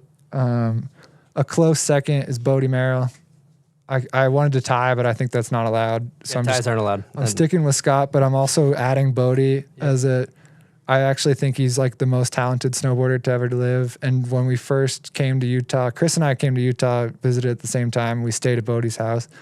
And I don't know if you'd probably met Bodie before that, but I had never met him. And I was like, who the fuck is this? And is he not just like the biggest pro snowboarder in the world? Mm-hmm. He's just like insanely talented. He's never gone lower than his current level. He's like constantly progressing, I feel like. And I just think, yeah, both those two guys. Scott to me was like, damn, it's possible, you know? Like you see that first pro from your scene and to like snowboard with them and film with them and be like, all right, I'm a part of it too. Like I can also do it. And he's still going, still one of my favorites. Yep. And then for the women, Desiree, I think she's a pioneer of street snowboarding, of style, of artistic integration into her snowboard career. She holds the fucking standard. She does not settle for any bullshit. And I think that's really important as far as like progressing the sport. And I think she's always been there. She's always brought other women along with her and helped prop them up and keep them going. There's a lot of other women I could name too, but for me, Desiree was like in my friend group and I was able to watch it. I'm still able to see it. Even this year, she facilitated like getting some girls that like might not get the shot, like a nice shot at a nice movie project. And even though she was hurt and like unable to be there, like she still like set the groundwork for that kind of thing, which is really important. And I think she deserves more credit. Agreed. Next question makes people absolutely furious, so it's really fun to ask. Would you consider snowboarding art form or a sport? God damn it. I forgot to fucking think about this one before I came on. It's an art form. People get furious over that? Yeah, I kind of get it too. They're kind of like, why are you trying to like categorize snowboarding? It's not like there's some long rant, and you're like, chill out, bro. We're doing hot takes. You want to know my answer? Yeah. Who gives a shit? Green jacket, gold jacket. Who gives a shit? Yeah. Anyway, that's kind of where That's a I'm good at answer. too. I'm just like, it doesn't need to be this big thing. Yeah. If I were to categorize it, I'd say closer to an art form because it's way easier to express yourself in snowboarding than it is in football or soccer or Exactly. baseball. That's an interesting point. Yeah. And those are kind of more traditional sports. If you want to make snowboarding a sport, Go fuck for yeah, it. you can. It's great. Yeah. It's got some sport aspects, but You ever see Randy Moss run a deep route, brother? That's an art form. You ever seen Randy Van Nerden? Wait, what? yeah. Sorry, So continue. my answer is it's an art form. Okay, in your opinion, who's like one of the most underrated riders that comes to mind? Let's go Brandon Reese. Woo! Woo! I had a couple others that I was going to say, but Brandon Reese, he's so unbelievably talented, like can do absolutely any trick, can ride powder, can ride rails, can hit big shit, and can also ride mini shred, which people do not realize how hard it is to do good mini shred. Really hard. And be able to do big shit too. Yeah. And if you can do all that, that's crazy. And Brandon is just like I thought I was pretty good at getting clips. And I remember being frustrated at how many clips Brandon could get. I was just like, must be fucking nice, dude. I mean, he's like on the Prodigy level though. He Like, is, yeah. I remember watching him at the beginning with the rolled up pants and shit, like on flow, and it was like hitting the biggest jumps imaginable, looking incredible. Like, yeah. He's got those Billy Enos fundies. Exactly. Yeah, he's got the fundies, That's and what he it is. like he's got the fundies. He's got the Billy Enos he also, fundies, like- that back seven that they teach him young over there. and he knows like if he doesn't know how to do a trick, he can know how to get to it. Yeah. Like The I don't fundies. think he's ever done a triple cork, but if you put him there and you get him in that mode, he'll figure it out. I would bet money he could do a triple cork. Yeah, easily. Or learn one, for sure. It'd be hilarious to watch him try it too, because he's just like, and when you get him going, he is the funniest person in the planet to watch. You could absolutely peer pressure Reese into doing a triple cork. Like it wouldn't even Probably be that today. challenging. Yeah. Like Yeah, call him up right now. If like 10 of us really got on his case about it, he'd try one. There's no doubt He's about got it. a lot of important just shit on the say now- schedule, just clears it. Brandon Reese, we're gonna need a triple cork next year. Yeah. Yeah. All right. He's like, God damn it. He's going to be like self snowmobile towing him into a backyard. triple Dude, I got to go to his backyard. One of my videos that I low made angle. for the video. It's low angle. Dude, the self Might not even be an angle. Self snowmobile tow-in is incredible. It's so fucking funny to watch. And he like will do it, and he just has a world of ideas up Someone's in that gotta brain. go That do a brain piece is. on the house. I did one. Oh, you did? But It's it was really in cool. I Video love that mag. piece. Yeah. It was Video awesome. Mag, But it yeah. needs like a full length film. It needs Yeah, like a it needs- documentary. Yeah. Bertner a long time ago was like, imagine if there was like an art class about like the artistic people in snowboarding. Like you'd have your Desirees and your Jamie Lynn's and your people like that, and the professors would be like, cool. And then they'd come to a Brandon Reese piece of art and they'd be like, now this is interesting. Case study. Yeah. The Mona Lisa. Yeah. All right. Next question: steel or powder? I'm going steel. Thank God. Yeah, that's finally somebody got it right. I do love riding powder, and I do think that that's one of the truest forms of snowboarding, especially if you're going to ask. It's steel. Yep. If you're going to ask a random person on the street what they think snowboarding looks like, they're going to think riding down a big mountain in fresh snow, which I think is an important thing to think about. But to me, the steel is where I'm home. Like I can not hit something for like even like I had a couple of years where I couldn't fucking hit rails because of my back, and then I can go back now and be like, I could do this, and I can try something and I feel comfortable. Whereas like if I'm gonna go off a jump into powder, I'm gonna be like, I'm gonna get fucked up. Yeah. Yep. So I'm just comfortable on the steel. I can imagine like most scenarios for street riding. Yep. I like that. You know, when I personally think about the purest form of snowboarding, I think about a Walmart parking lot, foot wide strip of snow spanning 80 to 100 feet going into a nice piece of steel, a wet bungee lying on the ground. Or a loud ass winch. Some grumpy people in the crew. Or a loud box of engine that came from winching people into a wakeboard pond. A loud revving engine towing you across a Walmart parking lot. That's purity. The true essence of At snowboarding. At 3 a.m. We love that. With a bunch of lights from Home Depot. Generator lights. Scotty hitting the shopping cart corral. A filmer out there with a fisheye wishing he was never born. Hoping the police kick you out. Mike Mo wishing Mike Mo on suicide watch because Stevens is still going on the shopping cart. That is the true essence. Yeah. Okay. Favorite style on a snowboard? Oh my God. I wrote these things down too, but I kind of forget.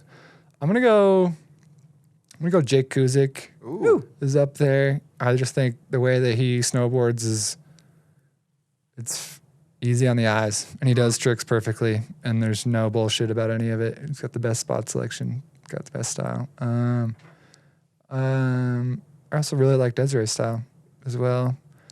There's a lot of people. What do you think about what about Harry Dweig's style? Dude. No, you can't even bring that up, dude.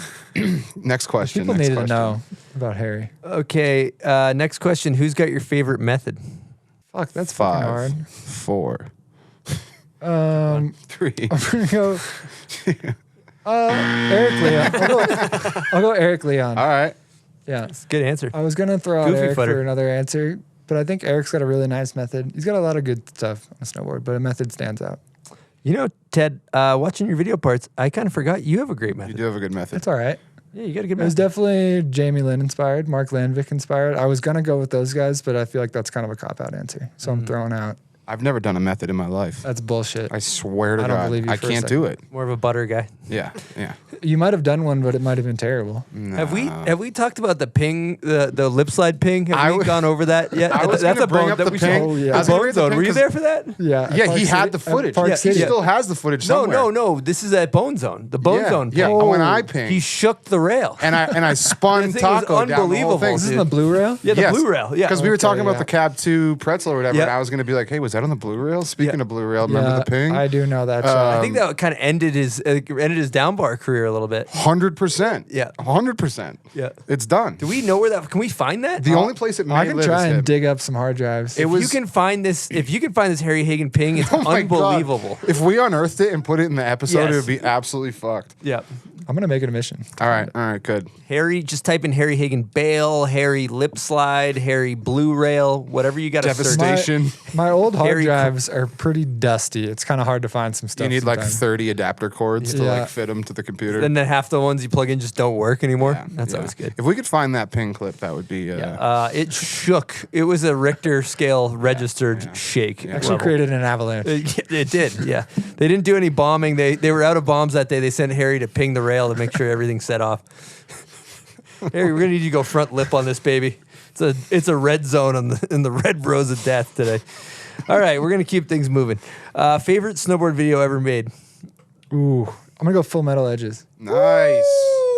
Yeah, that one was from the East Coast. That era of snowboarding, it was kind of like you could see the AMs kind of turning into pros, and that was something that I feel like wasn't really in like the big videos at the time. Yeah. But just like, I don't know, as a snowboarder, as an aspiring pro snowboarder, being like 15 or 16, I don't remember when that came out, but I was just like, damn, this is my shit. This is dope music. Snowboarding's sick. Everyone has cool styles. It's Grenade. I'm in Vermont. Fuck yeah. And then Jeff Anderson was the early favorite snowboarder. Love that. Yeah. Favorite snowboard graphic ever? Fuck, I did not think about this at all. Come on, Ted. Focus up. I'm going to just stick with, dude, honestly, this is going to sound crazy to some people, but along the same lines of Jeff Anderson, that Burton 7 with the snake was pretty sick. Oh, that thing hits. That's a good answer. I'm going to just stick with that because I can't think of anything else off the top of my head. That's hard. It's original. That answer would probably change if you ask me in an hour from now. Yeah. I mean, as long as you don't say the sword, I think you're in the clear, in my opinion. I think that's the biggest cop-out answer. Yeah. It's like, What about the Bonezone Tech 9? Oh, my God. oh, yeah. That Just thing's 3 classic. stripes. That thing's classic. Yeah. Don't overthink it, right? Yep. Fuck. Timeless. That thing's timeless. Okay. Let's keep it moving here.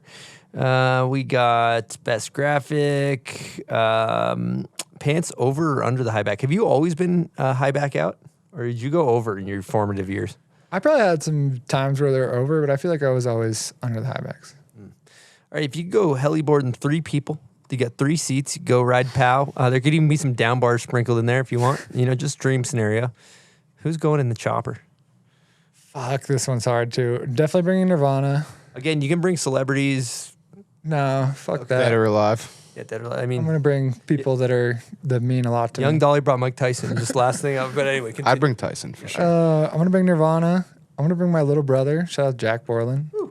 One more seat. Fuck. One more seat. Let's go. I'm gonna go Aaron Bordner. Woo! Great answer. Fuck it. I'm gonna Staying true. Yeah, dude. Honestly, like when I moved to Massachusetts, I didn't know anyone, and I was really getting into snowboarding, and I had met him, and he was just like, "Yeah, come on up to Mount Snow and like be a part of this scene up here." And then we both snowboarded with Aaron a lot in high school, and then I was like, "Yo, I'm going to Utah. I'm gonna just go to school there." This is like a college prep school where like most kids are like, I'm going to go to Harvard. I'm going to go to Brown. And I was like, fuck you guys. I'm moving to Utah. I don't care what college I'm going to. So I went to University of Utah, and Aaron was just like, that sounds cool. I'll do that too. And we just like kept snowboarding together. Sick. Did you graduate? No, I did not graduate. I did a couple years in the film program, realized I hated film studies. You do adult film? No, I didn't do any adult film studies. Good one. Any adult film studies? I actually switched from the University of Utah to Salt Lake Community College because they had film technician. So that was like actually using a camera, actually editing footage. I did that for a couple of years, and then I kind of started filming snowboarding. So I was like, I'm good. I'm already like at the place where I would go to school to get to where I want to go to. But yeah. Love it. Next question. Dream sponsor. Doesn't have to be snowboard related. Can be anything in the world.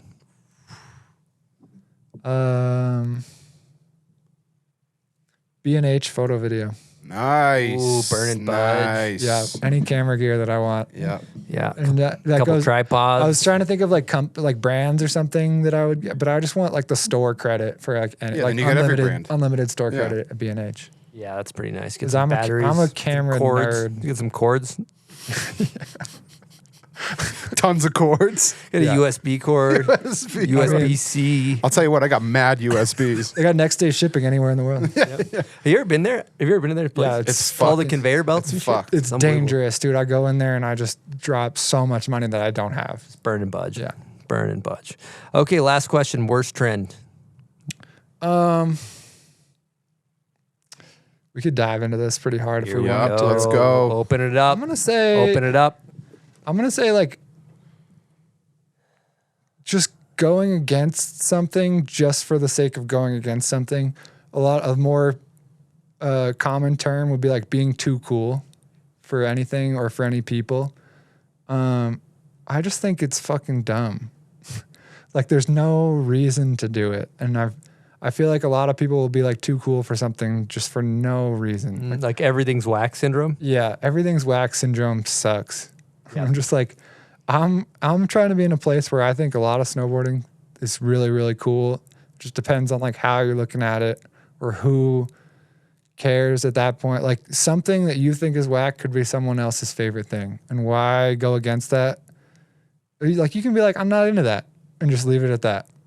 But for something to be like, that is so fucking whack, even though someone else might really enjoy it, it's just like, I don't know. It's just, I'm tired of that shit. We're too It's just snowboarding. Can we just like let other people enjoy it? Like try and have an open mind, enjoy it yourself. Maybe you're not going to enjoy it right now, but maybe in like a couple of days, you'll be like, you know what, that was cool. I'm over people being too cool. I'm guilty of a little bit of everything's wax. A little bit guilty as charged with the stories. We're all guilty, but I just think like the unprovoked that's whackness. Yes. Is like pretty whack. Yeah. Yeah, Dwags is definitely guilty. You got to provoke me a little bit. Yeah. It's not unprovoked. You can think something's whack if you're provoked by it, but just like, I've heard some shit where someone's just like, that is so fucking whack. And it's just like, it's so removed from what you're even like doing. Yeah. Why? For me, I just say shit. Whack, bro. Whack. Yeah. And just like being too cool to someone sucks. I mean, that's whack. I'm guilty of it for sure, but I mean, it can depend on someone's mood for sure, but like just being too cool to someone sucks. No, for sure, 100%. People remember that. People really remember when you are really cool to them too, and I think that's a way more important thing to try and do. Whatever, bro. It's whack. Shit's whack. And I don't even know if that's a trend or that's just like a. That's the thing in snowboarding. Yeah. It's a thing in everything. That's the thing with Harry Twigs. Come on, dude. I'm not that bad. No, hey, man. Take it as you will. Do what you want with it. You're doing great, Twigs. I was just having fun. No, I admitted it myself. Yeah, fucking A. Shit's whack. All right, so let's keep it moving. Setups. What are you rocking these days, brother? Are we talking camera setup or are we talking... Ooh, let's go both. Cameras. I got a lot of camera stuff we could get into, but... Cliff Notes. Cliff Notes. Keep it tight. I've been really into the Red Komodo. I think it's a really versatile camera. It's kind of a cinema camera. A lot of people are kind of like shit's whack on red cameras, which I agree with. There's like a weird vibe where it's like too digital, too like crispy, kind of like, I don't know, not as fun. But I think that there's other ways that you can use that camera to get a cool look, especially if you add some old lenses. So I have a bunch of old vintage lenses that I put on that thing. I also got a Panasonic AC160 with the Extreme. Got another one of those. That is old trusty. Thing's a freaking hog. What about the little handheld jomber? I got a little Handycam. Jomber? I got a little Handycam Panasonic HCX 2000. That thing is pretty sick. It's nice and small and light, and you can pretty much pass it to whoever, and they can use it. I actually would like to raise my hand here for a second. Silk D could not figure out how to use that fucking camera. We had to sell it. Couldn't figure it out. We had to sell it. Couldn't figure it out. You sold it. I don't know. Danny's got it on eBay. I haven't seen any money come in. Let's talk to our guy Danny, see what's going on. Yeah. Anyway. All right. Anyways, I've also rigged a Sentry MK1 fisheye onto that thing. That's like the old VX fisheye, and I've also rigged that onto my Red Cam, which is a pretty fun. You got a lot of creative rigs going. I got a lot of rigs. I've been trying to get really weird adapter rings. Yeah, I've been trying to put some different lenses on different cameras, and you can get different looks, and then you can kind of shy away from like the scary Red Cam look where they're just putting Canon photo lenses on a Red Cam. That was always calling it a fancy camera, because I hate that shit. That was always my biggest shit. It's like you're gonna spend $10,000+ on a body and put $1,000 piece of glass on it. Well, that or $500 piece of glass. Well, no, it's not even that. You're putting a lens that's made for a photo camera on a video camera. Regardless, it's all. For me, I've always been like, it's in the glass, it's not in the body. And so if you have a body that's not that nice, but you're putting a piece of, it's like putting fucking rims on a piece of shit or something. You know what I mean? It's like a pimp my ride situation. It's a pimp my ride situation. Yeah, to put a fish tank in the back of the Civic. I got nothing for that. Yeah, and then I also got a Canon R5 because I shoot a lot of photos. It got to be the point where I was like filming snowboarder videos, and it's just like there's only so many crews that like Eastone or like Oli can jump in on, so it's just like hard to get a photographer. So I'll put the photo camera on. I got Pocket Wizards with their remotes. It's a fucking weapon, dude. While I'm filming, I'll also be shooting a sequence somewhere. Shout to the web. And I had a couple of years where I got a lot of photos ran. I mean, it helped working for Snowboarder. For sure. Still, it's nice to have all the options. Well, and then you can also use it for video too. The Canon R5 is a fucking machine. Yeah.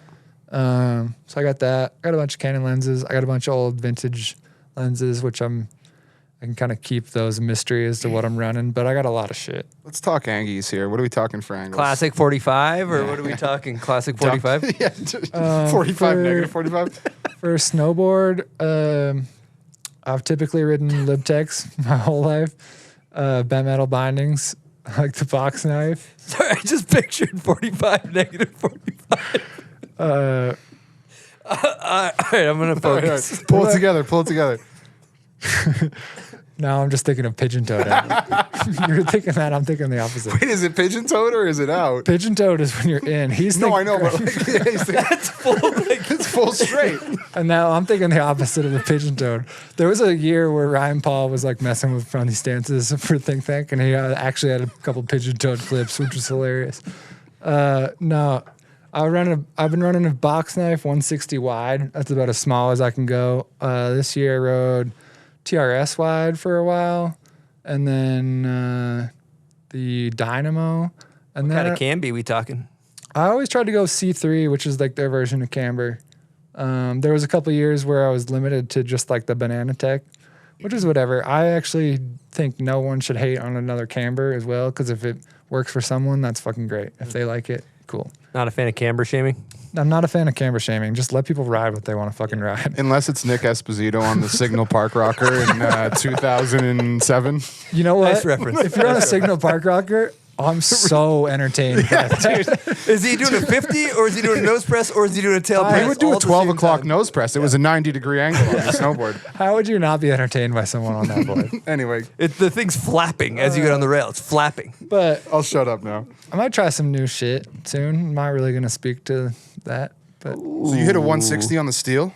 yeah, that's What are we my riding in smallest. pound? That's the ping factor. Dude, imagine me on a Just 160. you gotta pop. You got to pop, yeah.